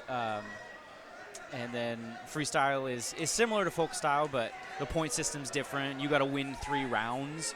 It's 0-0 after each round, whereas folk style, it's all cumulative throughout the 3 rounds. But folk style is going to be high school. Folk style is going to be if I'm watching a wrestling match on the Big Ten Network. Yep, collegiate is folk style as well. But then you get to the Olympics, and they wrestle freestyle internationally. Real quick, Nolan Casey's opponent is Ryan Cote, a senior from Snohomish High School here, the hometown team. He's 11-0 on the season and took 7th in 2019. So he's an experienced wrestler as well, Cote, but he's down 2-1. Me. Okay, we'll go to Steve here in just a moment as we're going to switch out some batteries up here on this end. And Cote is down 2-1, working from the bottom here, the position you want to be in to score. He's got to get to his feet or get a reversal, and he's working off the mat right now. Okay, I think we're going to be able to hear Steve here right now, and we're going to go to Steve Willits. Steve. All right, and we are on right now with Parker Boynton, who won the 152-pound category. Parker, you and I were just talking about the team component of it. Tahoma right now ranked number 2 in the state behind Chiawana. You mentioned you guys have seen some of their wrestlers, but not everybody, right? Yeah. So is it exciting for you? Do you kind of follow those teams from across the state when you know that you're kind of that contested in terms of trying to win it? Because the state title means something from a team standpoint as well, right? Yeah, for sure. It's a cool thing to be able to compete like that. You come in here today and you take down one of the hometown favorites. It puts a little extra pressure. We know there's a little more of the audience here rooting for the Snohomish guy. Do you like going on the road, and do you kind of get jacked up when you hear the crowd cheering like that? Yeah, I definitely do. It's fun. You were telling me you're a junior. You didn't even wrestle at state last year. So what's been the biggest improvement from your standpoint from your sophomore year to your junior year? I was been hit in the weight room. I've been getting on weight, and I just went to more practices off season as well. And having a team like you do at Tahoma, where everybody is so strong, and I'm sure you guys probably kind of influence one another, and going against those guys in practice, does it make it that much easier for you once you get out here on the mat? Yeah, for sure. Being surrounded by good practice partners and good wrestlers definitely improves the team. And now our final question for you: go-to music when you're getting ready for a wrestling match? I don't know. It kind of depends. Usually rock and roll. Anything in particular? What did you listen to today? Weezer. Weezer, okay. So you're going back a little ways then. Yeah, for sure. Are you more of an old school guy then, or do you listen to some of the more modern stuff, or what do you usually? I listen to most music. I'm kind of into all genres. So. Okay, there we go. So he listens to a little bit of everything, but he likes the rock. Seems to work for him today. Again, getting the championship. Congratulations. Best of luck to you, not only at Tacoma from an individual standpoint, for the Bears for a team as well. Yeah, for sure. Thank you so much. Thanks, Parker. Back up to you guys. There you go. That is Parker Boynton of the Tahoma Bears, the winner at 152. Weezer, just like Buddy Holly. Yeah, Tom. You have no idea. Okay. Is that music? Yes, this is music. Oh, okay. Okay. Interesting. Peninsula's Nolan Casey, Ryan Cote of Snohomish are wrestling now, and Casey with a 5-1 lead with 1:18 to go in the third period. Yeah, Tom, this has been an interesting match. Nolan, Casey got the takedown to start the match, and Ryan Cote got off the bottom to make it 2-1 going into the second round. Cote ended up choosing bottom in the second round, where you want to be if you want to score, but got ridden by Casey the whole second round and didn't score. So then going into the third round, Casey picks bottom. He gets up right away, gets his 1-point escape, and gets the takedown to make a 5-1. Pretty commanding lead for Nolan Casey, just how the match has gone so far. Both of them off of the mat with 48 seconds to go in the third period here at 160 pounds. Just 6 more matches remaining here. Both of the consolation matches at 160 have completed, so we're just waiting for this championship to be decided here in this final 40 seconds of the third period. The 2020 Panther Classic. Cote off the whistle there, tried to hit a switch and left his trailing hand behind. And Nolan Casey just held onto it and said, "Thank you," and put his face on the mat. And I'm guessing he didn't say thank you. Well, I'm guessing not either, because we'd probably see an unsportsmanlike call there. But thank you. So down to 9 seconds to go. I'm sure he'd argue he was just being polite. Yes. And it's going to be a win here for Nolan Casey of the Peninsula Seahawks over Ryan Cote of the homestanding Snohomish Panthers. And Casey will get the win. Final score of 5-1. And that's at 160. At 170 coming up will be Peninsula's. So 2 Peninsula wrestlers in a row. Luke Golden of Peninsula and Kyle Carl. Another Peninsula Snohomish matchup. I didn't even just now notice that. Yeah, it turned into a Peninsula versus Snohomish duel here. Weight class by weight class. The Seahawks and the Panthers. Ray was the principal at Snohomish for 17 years. He is right up there to the right of the And they're sign in the middle row. Let's give Ray Johnson a round of applause. They're welcoming Ray Johnson, whose idea was the Panther Classic when he was the principal of Snohomish High School for 17 years. There's Coach Johnson. Here's a story. When I was in school, Ray When Johnson. was that, Tom? That was a long time ago. And Ray Johnson was a football coach. In fact, he played, went to Oak Harbor High School, played in college, and then also was on. At the very beginning, never made the team of the LA Rams. Okay. So he was a good football player. Oh, But I had him as a teacher, and he was a football coach. So forever I called him Coach. Well, we went to Europe, and he was the principal, and I was on the European trip with the band, and I always called him Coach. And I had kids come up, why do you call Why do you call him Coach? To me, he's Coach Johnson. Well, he was always Coach. And you know what? He always answered, too. Yeah. Once you're a coach, you're always a coach. Do you know when he retired? He would have retired in mid-90s. He went as long as Ed Peterson did, so I'm going to say mid-90s, 95, 96, 97. Well, good to have him back here in the gym for Yep, they live up in the Oak Harbor area. His mind child, the Panther Classic here at Snohomish High School.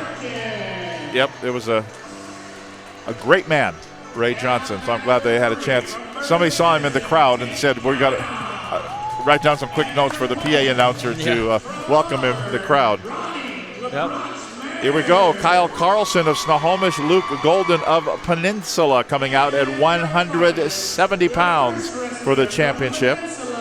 My name is Tom Lafferty along with Josh St. Marie, Steve Willits, Todd Elvig here on STSPN.com. 14 weight classes being decided here at the Keith Gilbertson Senior Sports and Fitness Center at Snohomish High School. 5 more to go, and it's Golden of Peninsula. Kyle, I think Luke Golden gets the name award of the day. Absolutely. It's just Golden. How can you be better than that? It's an announcer's dream. Luke Golden. It's a good one to say. He'll be in the green, and Snohomish's Kyle Carlson is in the black, red, and white. And we're underway at 170 pounds. And now we start getting into the bigger body types. Now we get into the linebackers. They move a little bit slower, but get out of the way when they get a head of steam going. Yep. These guys are strong. Both of these guys seniors. Luke Golden from Peninsula, which is in Gig Harbor. Yes, it is. I learned that today. Did you really? Yep. The Seahawks. Yep. He started wrestling in 7th grade, junior high. Wasn't wrestling as a little kid, and state participant last year in 2019, and he's an Eagle Scout. There you go. Yeah, he's got a nice power double. Be looking for that. It's where you just shoot in a double leg with a big flare. So. Does he play football? That I do not know, but Kyle Carlson in there with a nice shot and gets the 2-point takedown before they're whistled out of bounds. So it's a 2-0 lead, because I believe Peninsula, and Steve will have to correct me, did Arlington play Peninsula in the 3A playoffs? It depends on what you want to call playing them. Oh, yeah. Some would argue with maybe Arlington wasn't there, but they did play in the playoffs, yeah, so Peninsula picked up the victory. Yeah. Football playoffs, so I'm guessing he plays football. That's just going to be my guess. So both of these guys, Tom, are previous state participants. Kyle Carlson from Snohomish was a participant in 2018 and didn't participate in 2019 because he was injured. Whereas Luke Golden from Peninsula was a participant last year, 2019. And Kyle Carlson's getting close to being pinned on the mat by Luke Golden. Golden with a 3-2 lead here. 13 seconds ago. Can he get it shoulder down before the final 10 seconds of this period? Pushing him. He's going to get near fall points. But he's 2-1. That's it. Nope. The official says no. 3-point near fall, which will make it 6-2, but no pin points. Yeah, so no after pin. A slick shot Kyle Carlson took, going out of bounds, gets the takedown. They start in the center, and right away Luke Golden gets an escape, gets the takedown, and puts Kyle Carlson right on his back and almost gets the pin, but takes away the 3-point near fall going into the second round. He's a running back and a linebacker, so there you go. And he is on the verge. He put Carlson right back to his back again. I love that move. You have a name for it? Oh, it's just a suck back. Yeah, Kyle Carlson started from the top position. And Luke Golden started in the top position. Right. And Carlson from Snohomish, he sat out, and Luke just grabbed under his armpits and just sucked him back and put him on his back. So not so fast. Exactly. Yep. Where are you going? Yeah, come back here, and he's getting some near fall points again. I think the official is going to give. Oh, now right back to the back. Yep. And there's the pin. Pin for Luke Golden. Yeah, Tom, you see Dave Gilbertson hold the near fall and not give right. it. In that situation, you don't want to give near fall. You can't give near fall on the same move without the defensive wrestler coming to a neutral position. So that can be on his belly. That can be, he's just got to come off of his back, and the top wrestler has to let go of that first move. And he still had the same move, so the official keeps that 3 points in his pocket, waiting to award it when the top wrestler lets go of whatever that move was. So you can't have a half Nelson. Put him in the near fall position, get 3 points, keep it, put him back there again. Right. Without letting go of the move. You could rack up a bunch of points that way, but Luke Golden didn't really need to as he secures the pin there. You know how I can tell you're a wrestler? Because when you were explaining those moves, you were standing up doing the actual moves, like every wrestler ever since the dawn of time. The most fun, in fact, one of the other coaches that was here today, I'm sure he's still here, Ed Lucero. Used to watch him coach wrestling too. And on the sidelines on the mat, he would do every move along with the wrestler. Yeah, he'd jump out of the coach's chair, and as he's coaching his kid, he's trying to show him how it's done. like you're in the middle of the mat looking over at him. Oh, he wants me to put my arm like this. Tell him I never do that. I'll bet. Yeah. You just sit quietly. Yep.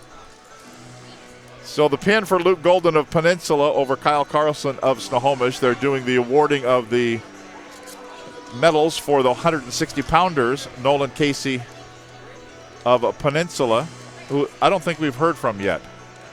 No, we haven't. So, Steve, we got them stacked up like coming into Payne Field.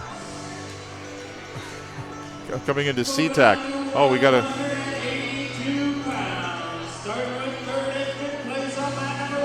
I think he came over this way. He's coming along here on our side here. Okay, Mom's on... You know, you can have a gym full of people, but if your mom says, Josh, you can hear her right through everything. Mom always knows. And as soon as we get light, we'll be going to Steve. We're going to 182 pounds on the championship mat now. It'll be Decatur's Brad Clay and Mason Roland out of Auburn. So out of the South King County area, Auburn's Mason Roland, Brad Clay out of Decatur. And we'll be set to go at 182 pounds. And we'll be going over to Steve here as soon as we get light back. And the match is underway here. And right now, let's go over to Steve with our winner from 160. All right, thank you very much. And we are with Nolan Casey. Nolan, congratulations back-to-back for the Peninsula guys, too. You and Luke both. Talk a little bit about the Seahawks coming up here and getting some victories today. This is a new tournament for us. First year going to at least. So, we didn't really know what to expect, but, it was nice. Is that fun and exciting for you guys when you go somewhere new and you get all these different schools that you don't normally see? Yeah, it's always nice, especially with the new region changing up, It's nice to see guys that you don't see on a regular basis as far as wrestling. Traveling's always fun, waking up early, like really early for this one, but it's always fun. Yeah, a little bit of a travel for you guys here. Tell us a little bit about yourself. We don't follow Peninsula up here quite as much, so what year are you and where have you placed in Tacoma in the past? I'm a senior this year. Last year I placed third, and then the year before that fourth. The year before that, freshman year, I was a participant. Same weight classification? What are your expectations this year? Do you have some of those guys in front of you that you lost to in the past, or are you a little more of an open path this year? It's always tough. Last year, I was the guys in front of me were all seniors, so they all graduated. But it's always hard. There's tough guys everywhere you go, so you just go where you can. When you get on that podium, but you don't get to stand quite on top of it, does it add to extra motivation for you coming into your senior year? Because obviously it's all or nothing for you right now. Right? Yeah, for sure. Especially my brother placed second last year at the state finals. So this year, it's really my chance to get one up on him. So, it always stings. I think it was my second tournament this year. I got second place, but I really should have gotten first, and that really motivated me this year. So you got that nice medal to show for it. Do you have a big collection of those at home? Where do you keep the medals? I'm actually really big into ceramics at school, so I made myself a little bowl or a big bowl. I keep on my desk, and each time I get one, I put one in. So your own ceramic bowl made with your own two hands. Exactly. Yeah. You do realize that most wrestlers we talk to aren't into ceramics. So what got you into that? I'm really big into wood turning. My grandpa got me into that when I was younger. Ceramics just, I don't know, it's almost therapeutic to me. I just really enjoy it. Sometimes before practice, since we start at 3, between 2 and 3, I'm in the ceramic room just, fiddling around, having fun. So that is awesome. Hey, we do need to ask you, what kind of music are you into? What do you listen to before you get up for a wrestling match? Especially when you wake up early and have to make the big commute up here, right? I'm really big into not quite reggae, but older, slower music. I like Paul Simon. Paul Simon seems like that would be great after a match. Are you listening to that before a match too? Yeah, so sometimes, a lot of times, for these things, so I kind of got to take a deep breath and realize, it's a game, it's a sport, you got to enjoy it. That just kind of calms me down, focuses me up. I don't know, just kind of calms me down. Great stuff. Hey, and before I let you go, we've got Luke Golden that's going to be coming up here in a moment. You got any pointers for me, anything we should be asking Luke about? I know you play football with him, you wrestle with him. What should we know about Mr. Golden between you and me right now? Is he into ceramics, or is that a Nolan thing? That's just a Nolan thing. Ask him about his hair. He used to have good long locks. Ask him about the cornrows. Got cornrows for a football game. Really? Okay. I think we got something to go on here. Stay tuned for that. Hey, Nolan, again, congratulations. Best of luck at state this year, too. Thank you. Luke? That is Nolan Casey of the Peninsula Seahawks. We'll be hearing from Luke Golden of the Peninsula Seahawks here in just a moment. He likes ceramic. I love that. And he made a bowl to put all his medals in. Oh, yeah. I love arts. I've never thought that arts and sports folks can't commingle, and I've always been very passionate about seeing more kids and more humans care about athletics and arts at the same time. So it's good to hear. I love those guys. We're in the second period with 1:28 to go in this 182-pounder. Brad Clay of Decatur and Mason Roland of Auburn. Right back down to Steve. All right, and we are with Luke Golden right now. We were just told by Nolan Casey to ask you about your hair. Cornrows, locks, what was going on there? All right, so my mom and dad both have curly hair, so I, just big curls, grew it out last year for the first time. So playing through football season and stuff, I was just having fun with it. So I got cornrowed one time. It was a lot of fun. And then, I cut it for wrestling season because it's just hard, gets pulled, and I didn't want to really deal with that. But, yeah. So it was more tactical. You didn't want other wrestlers to grab onto you and be able to control you in any way, shape, or form. Could you see yourself going back to that look at any point? Or I know Mom was just showing me a picture. She seems pretty proud of it. Yeah. Well, I got it from her, so I hope she's proud of it. But I don't know. If I had more time during the season to grow it out, then maybe I would have. But it's a little short now. Talk a little bit about the trip up here. We just had a chance to talk to Nolan as well. Kind of makes that long trip, a little shorter when you get the victory, doesn't it? Yeah, it does. It's a lot of fun, I was riding with our coach, Gary, back in the van. It's a lot of fun, just getting to talk to him. He's a great storyteller, so, but yeah, it's a lot more fun with the first place medal on your chest. So what kind of stories are you telling on the way up from Peninsula all the way to Snohomish? Oh, man. On the way up, we're talking about, mostly wrestling and then something, just funny stories a lot. But on the way up, we fall asleep because, it's really early. Woke up at 4:30 this morning, so it's a long day. I had a chance to talk to another wrestler earlier about playing football. You play for the Seahawks, not the Seattle one, but we're hoping for the same results. Peninsula, we followed you guys up here a little bit. You beat up on our Arlington Eagles up here 35-0 during the playoffs. So we know a thing or two about what you guys have been up to. Talk a little bit about wrestling and football and how the two kind of intertwine with each other. Well, they're both, great sports, contact, physical, really competitive. You got to put your heart and your mind all into it. And Nolan, he was a defensive MVP for our league, so a great football player. His older brother was super good too. And so them, kind of getting to hang out with them a lot and play with them and wrestle with them, they made me better. But wrestling is the best thing you can do to become a better football player. If you want to get better, you got to wrestle. So what does the future hold for you? Where have you placed at state in the past for Tacoma? Last year was my first year making it to state, and I went 2-2. I didn't place, but I was just a round or two away from it. So the goal this year is to make it all the way, get on the podium. That's the, what we all want in the end. All one in the end, and they've got two pretty good wrestlers here, very close in weight classifications, so we'll be keeping an eye on this. Practice partners, there you go. And how much better does that make you when you got a guy over here who took third in state last year? Makes me so much better. I wrestled with his older brother last year. He took second, right? Yeah, and he beat up on me, and now Nolan's beating up on me. But, if you take a beating, it's going to make you better. So you just got to tough it out, and, it pays off in the end. And now he's beating up on guys, and he's got the best name out here, too, Luke Golden. Again, congratulations. Best of luck to you. Thank you very much. Okay, thanks very much, Steve, with Luke Golden of the Peninsula Seahawks. And, Josh, right now we're watching Brad Clay of Decatur and Mason Roland of Auburn. Yeah, Tom, this is a tight match, and both the third-place matches on the edges here ended in pin pretty quickly. So we're down to one match here in the gym, and it's Brad Clay of Decatur versus Mason Roland of Auburn. Brad Clay started the match with a 2-point takedown, and then rode out Mason Roland for all of the first round.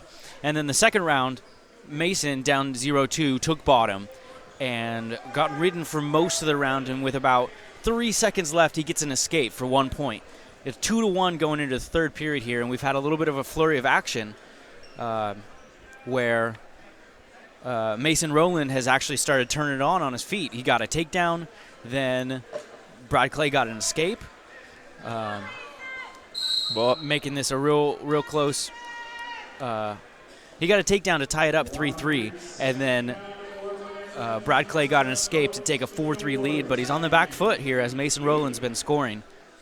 There was a little bit of the last 4 points that have scored. So some miscommunication on the scoring there. I think they've got it straightened out now. Cecilio Martinez put up 2 red on accident, and the score table didn't correct it right away, so they had to solve it. But Mason Rowland's comeback is in trouble here as Brad Clay gets a nice throw to the back. Okay, and let's go right back down to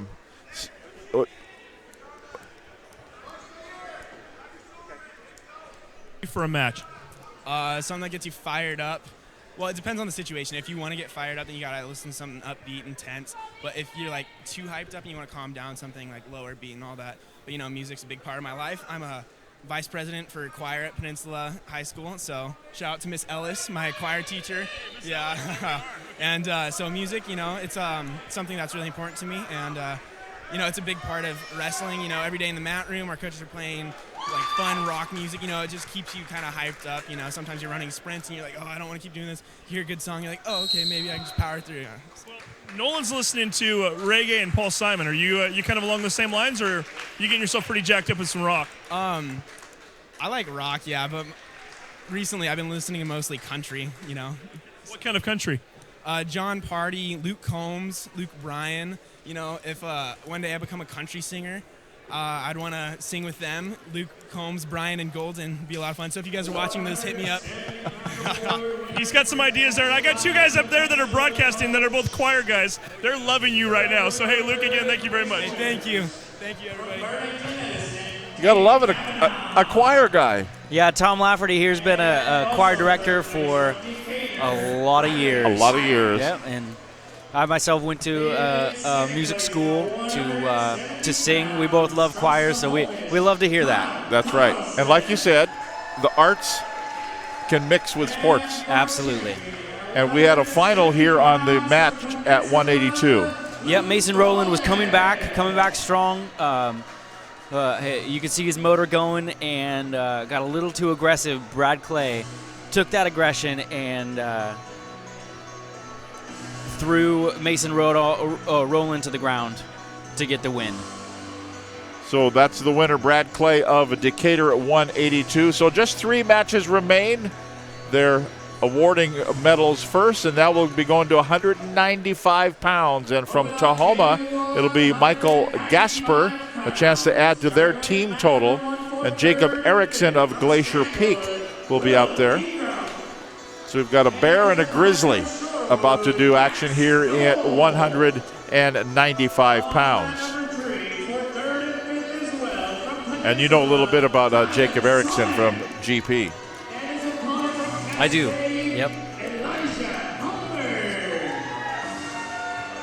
Yeah, he's a scrappy wrestler. Got a lot of potential. He was a Bad Draw kid. The Bad Draw is the club here in Snohomish County, one of the clubs here in Snohomish County. So he wrestled a lot as a kid growing up.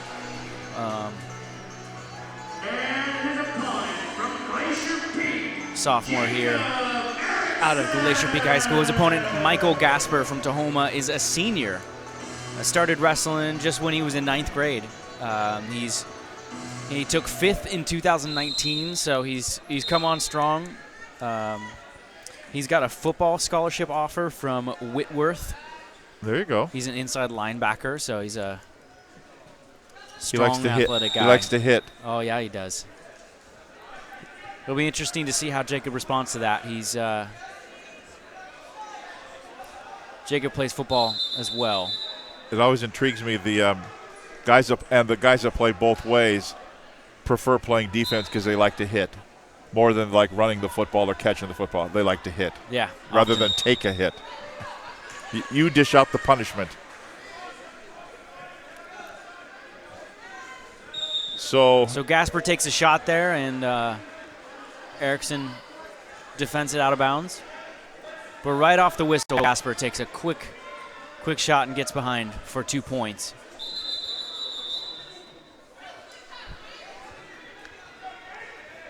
So we're at 195 pounds. Michael Gasper from Tahoma in the black, which is actually really dark navy blue and gold. And then the blue uniform with silver for Glacier Peak. You get a little bit of an idea of. Ooh.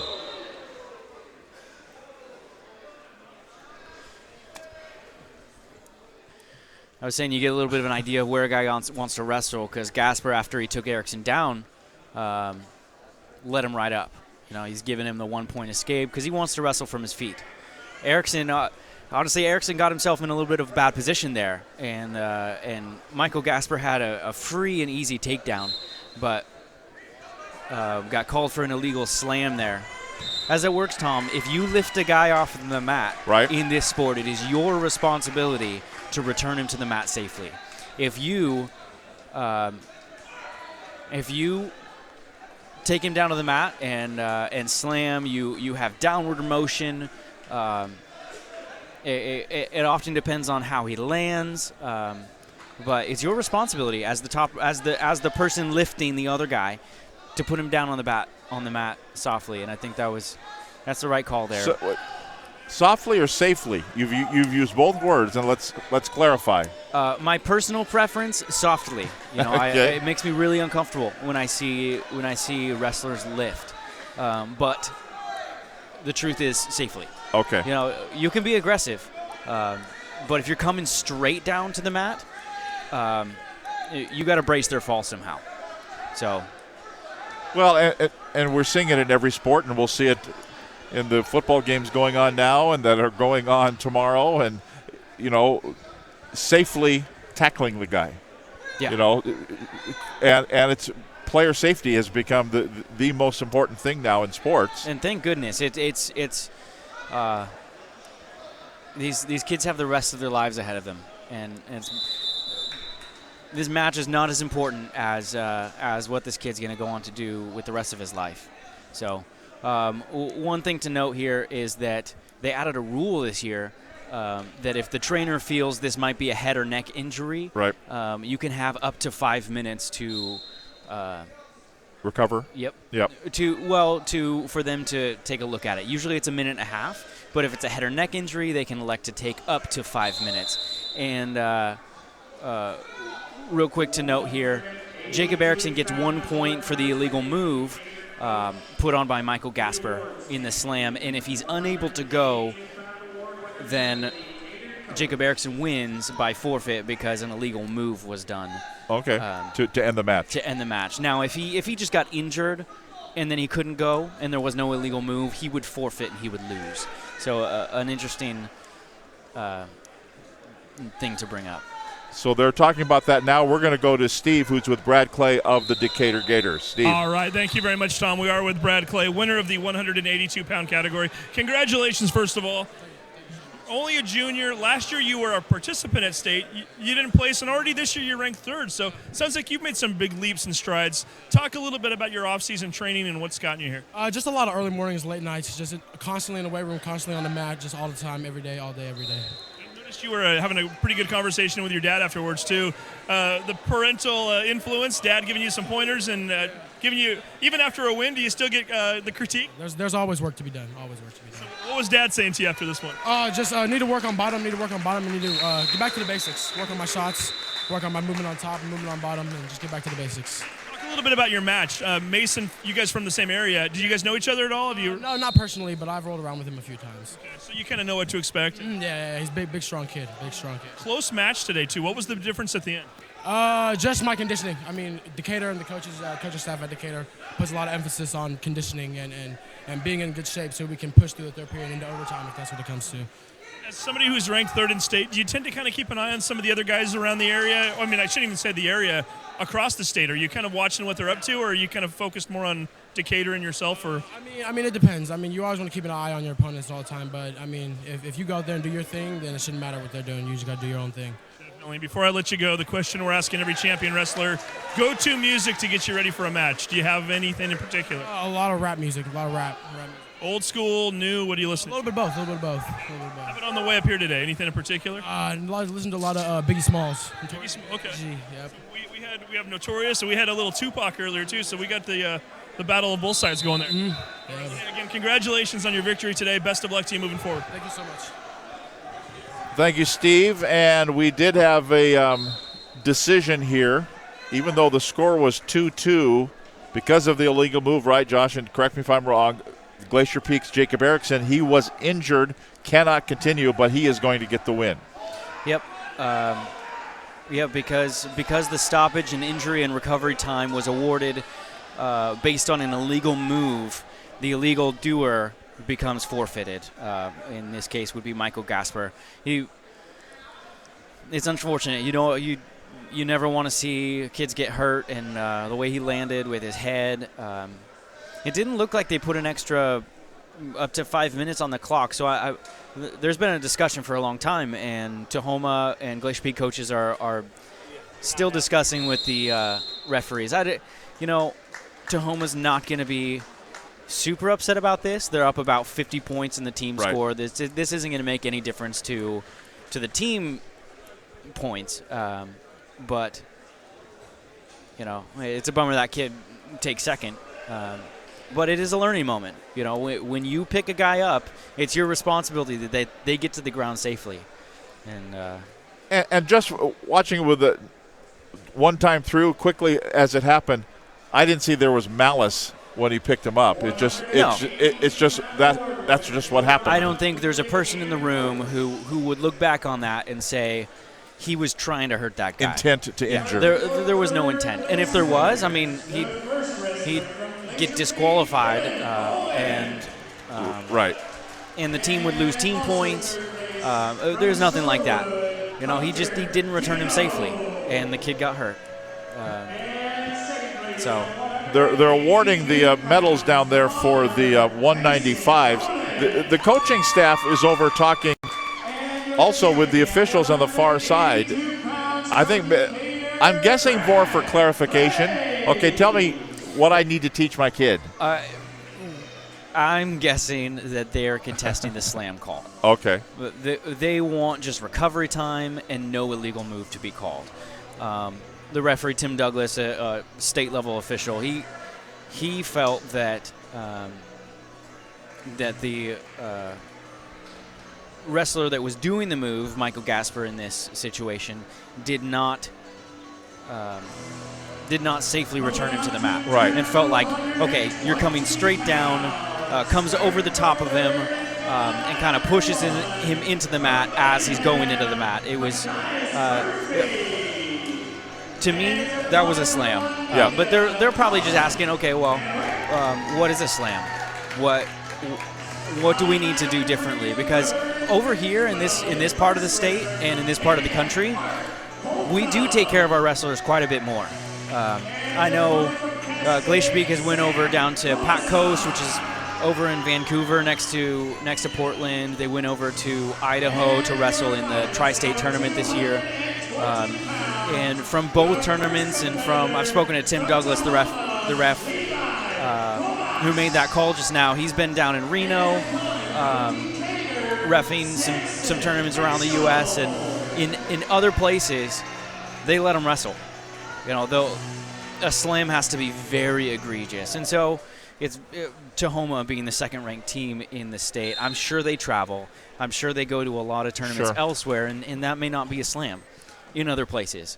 But it certainly is here. And well, and as it was happening, too, as we're getting underway here with the 220, Levi Kovacs of Tahoma again, so another Tahoma wrestler, and Decatur's Samson Mitchell. Both officials went to the hands in the back of the head, the illegal move, right? Yep.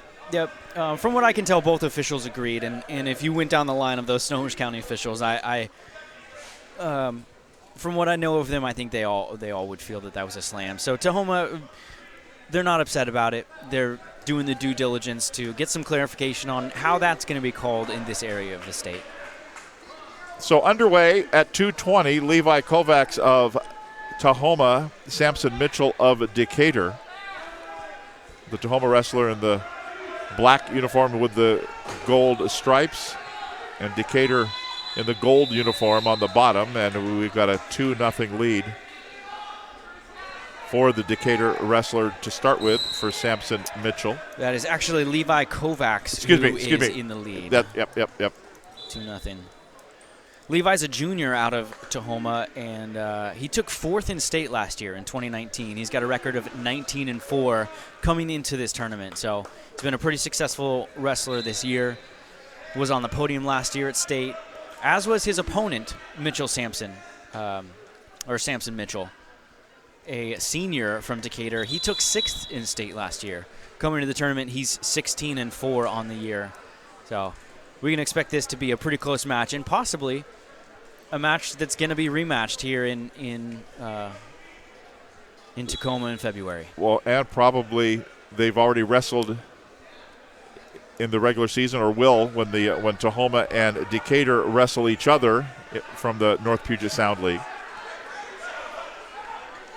It's a 2-0 lead for Tahoma's Levi Kovacs. Again, the forfeit in the 195, Jacob Erickson gets the win. An illegal slam on Michael Gasper of Tahoma, and that ended that match. Well, there was almost an airborne. Well, yeah, he picked him up and he put him down softly. Yeah. Or safely, as you rightly corrected me. He did both. Softly as I leave you, softly as I slam you. Killing me softly. With his song, that's right. Killing me softly, yeah. Please walk softly when you're gone. So going into the second round, Levi Kovacs takes bottom. Hoping to get a quick score, quick escape here. 220 pounds. Our penultimate match of the afternoon. There's a reversal. That didn't work for him. And it's a 4-0 lead. Yeah, Levi, he took a stand up, but as he turns to face, the guy wasn't in position. Some of the best times to score are right after you scored. Right. You know, because they're not necessarily in a ready position. They're not back in their stance. And Levi, that was a good piece of wrestling. He hit a stand up, turned to face, and the guy's not in position. Hit a nice double right away. Takes him down to his back and gets the pin there. So that will be that. And it will be the Tahoma wrestler getting the win by pin. Levi Kovacs over Sampson Mitchell.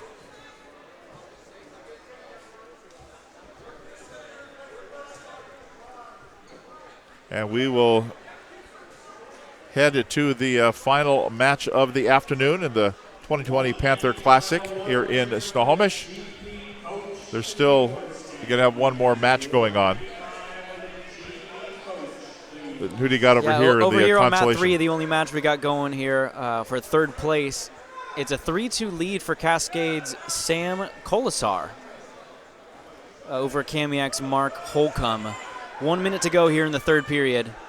And looks like Colasar was on top. Kind of a scramble position. And no score there. So they're both on their feet. 1 point lead here for Sam Colasar for Cascade. And let's go down to Steve Willits down below.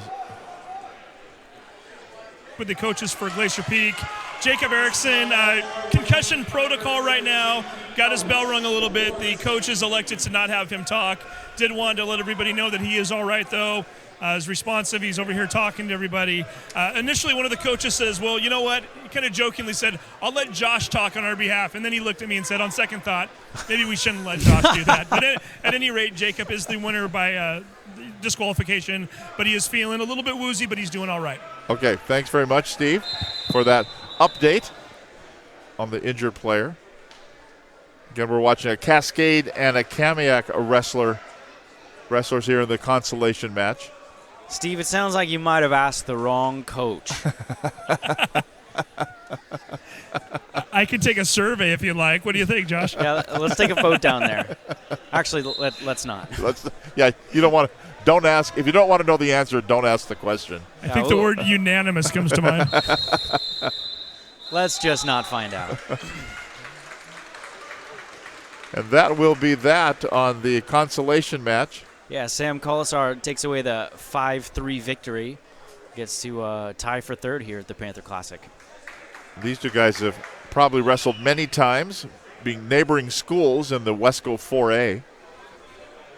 And coming up next will be the big boys. Jaden Hewitt out of Hazen, Mason Bridges out of Glacier Peak. Yeah, Tom, before after this semifinal round, I was running around talking to some coaches and getting some insight on their wrestlers. And I talked to the Hazen coach, right? Who he had a kid, I think 106 pound in the finals, right? Yep. And I said I'll come find you later. Tom, he came and found me. He was excited to tell me about Jaden Hewitt, his heavyweight kid in the finals. He's a 2019 participant. The guys around the weight class call him Frito Man. Frito Man. Because he loves Fritos, and he's just a lovable, great leader. He's always happy. He's the kind of kid that would give you the shirt off your back if you needed it. And Coach couldn't wait to come tell me about him. He's famous for his Jaden Special, which described when he's on bottom, just his funky wrestling. You know, it's not necessarily stuff that Coach coaches. Right. And not but necessarily if it works, stuff it works, right? that Coach would coach. But he's a pretty funky wrestler on bottom. So we'll look out for that for Jaden Hewitt. His other things, he's a Dungeons and Dragons club president for the school. He's a Fargo qualifier. That's a national tournament. So he's wrestled around the U.S. a little bit, or he qualified. He didn't actually go, but he qualified to wrestle a national tournament. And his WOW tag is WOW tag. Yep. Okay. Yep, is his other nickname, Jade Crusher. So I can't wait for this one. Yeah, we'll look out for Jaden Hewitt. He's going to face Mason Glacier Peak 285-pounder Mason Bridges. And Mason Bridges, who we've watched on the football field as well. Yeah, he's a football player. He also he's 7-3 this year. Done well at a few different tournaments. 2019 state participant as well. So it'll be a match to look forward to here. So here comes Jaden Hewitt out onto the mat. AKA Jade Crusher. Jade Crusher.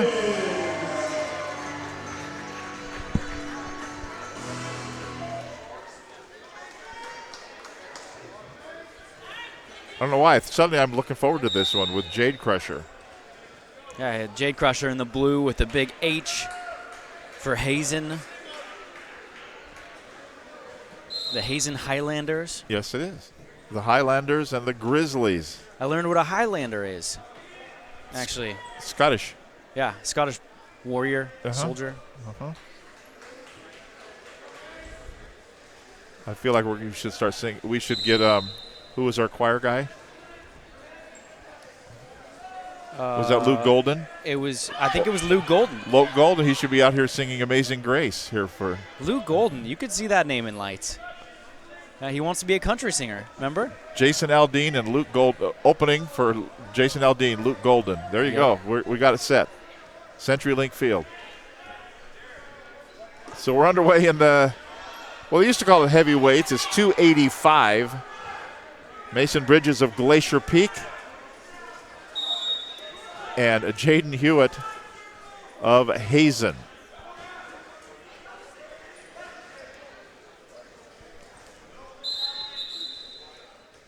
We've got the consolation matches going on the outside mats as well. Glad you've been with us here on this afternoon in Snohomish for the Panther Classic. We'd like to bring it to you every year. You know, Tom, I need to clarify for any fans of Frito Man out here, he likes them plain and only plain. So any fans planning to give any gifts here, plain Fritos only for Frito Man, Mr. Jaden Hewitt. So you don't want the honey barbecue and the Cool Ranch, huh? We ready to go? Let's go down to Steve Willits with Levi Kovacs of Tahoma. All right, we are with Levi Kovacs right now from Tahoma. Levi, congratulations on the victory. Not the first time you and Samson have gone head-to-head, right? Yeah, I know. We wrestled at state last year, second day. So, yeah. Talk a little bit about the match today. Everything you expected from him, knowing what his tendencies are? Well, last time I wrestled him, it was more of a slow-paced match, and he likes to hang. I know he likes to hang in ties a lot, so try to compensate for that. And do you kind of let them dictate what they want to do, or are you somebody that likes to grab charge and do your own thing? I like to grab charge because, like, a lot of 220s, they just kind of, like, stand there and, like, all right, what's going to happen? And so, like, initiating the attacks is always a good strategy. Talk a little bit about this tournament as a whole. I mean, obviously, you guys had to travel a bit to get up here. It's been a very successful one for Tahoma. Not a big surprise there. Your team's done very well throughout the year. Just in general, what were the expectations coming in, and how did you feel overall? Well, I always, expect to win every match I go into, no matter who it is. But, I mean, honestly, it was kind of like a last-minute, put-together thing. Like, we weren't planning on coming to this until about 2 weeks ago, so it was kind of cool. I got to wrestle some of these teams from the northern side of the state, like O'Day and stuff, so that was cool. And we talked to one of your teammates earlier. You guys are ranked second in state. You're obviously going to win this team tournament today. How are you guys feeling moving forward going into the Dome? We're feeling pretty confident. We have two of our strongest wrestlers are out, just injury and stuff. So if we're strong now, and we know we're gonna be strong later. So fourth last year for you. Are you already starting to kind of look at your opponents? Are you eyeing things with an eye on the T-Dome already? Yeah. Well, the guys that were first, second, and third last year were all seniors, and some other guys also that placed. So that's kind of cool, I guess, to like go into that being one of the only returners. But there's always young guys coming hungry, so you just have to stay ready, right? Always ready. Final question: go-to music getting ready for a match. Ooh, I'd say California Love or Put On. Put On by Jeezy. Really? Okay, so just those two, or do you listen to a variety? I have a playlist, but those are two songs that get me hyped up. There we go, and hyped up indeed. He gets the victory today. Hopefully big things for him into the Tahoma Dome coming in February. Levi, congratulations. Thank you. There you go. Thank you, Levi Kovacs of the Tahoma Bears. The heavyweight championship is I thought maybe it was going to be decided right there, Josh, but Mason Bridges kind of escaped that one. Yeah, he got himself in real tough position there. Of note that will possibly come back later here, Jaden won the toss in the second round and deferred to Bridges. Bridges takes down, gets a quick reversal and 2-point near fall to go up 4-0. And Jaden Hewitt then gets a reversal a little bit later for 2 points. Turns Mason Bridges, almost gets the pin there, but gets the 3-point near fall to take a 5-4 lead. Mason gets to his feet to tie it up 5-5 here. And that's where we are heading into the final period. 2 minutes to go, a 5-5 tie in the 285s. Have Jaden's choice going into the third period here, and he chooses bottom. Bottom, which is a good position to score from. He's trying to get out. Hasn't yet.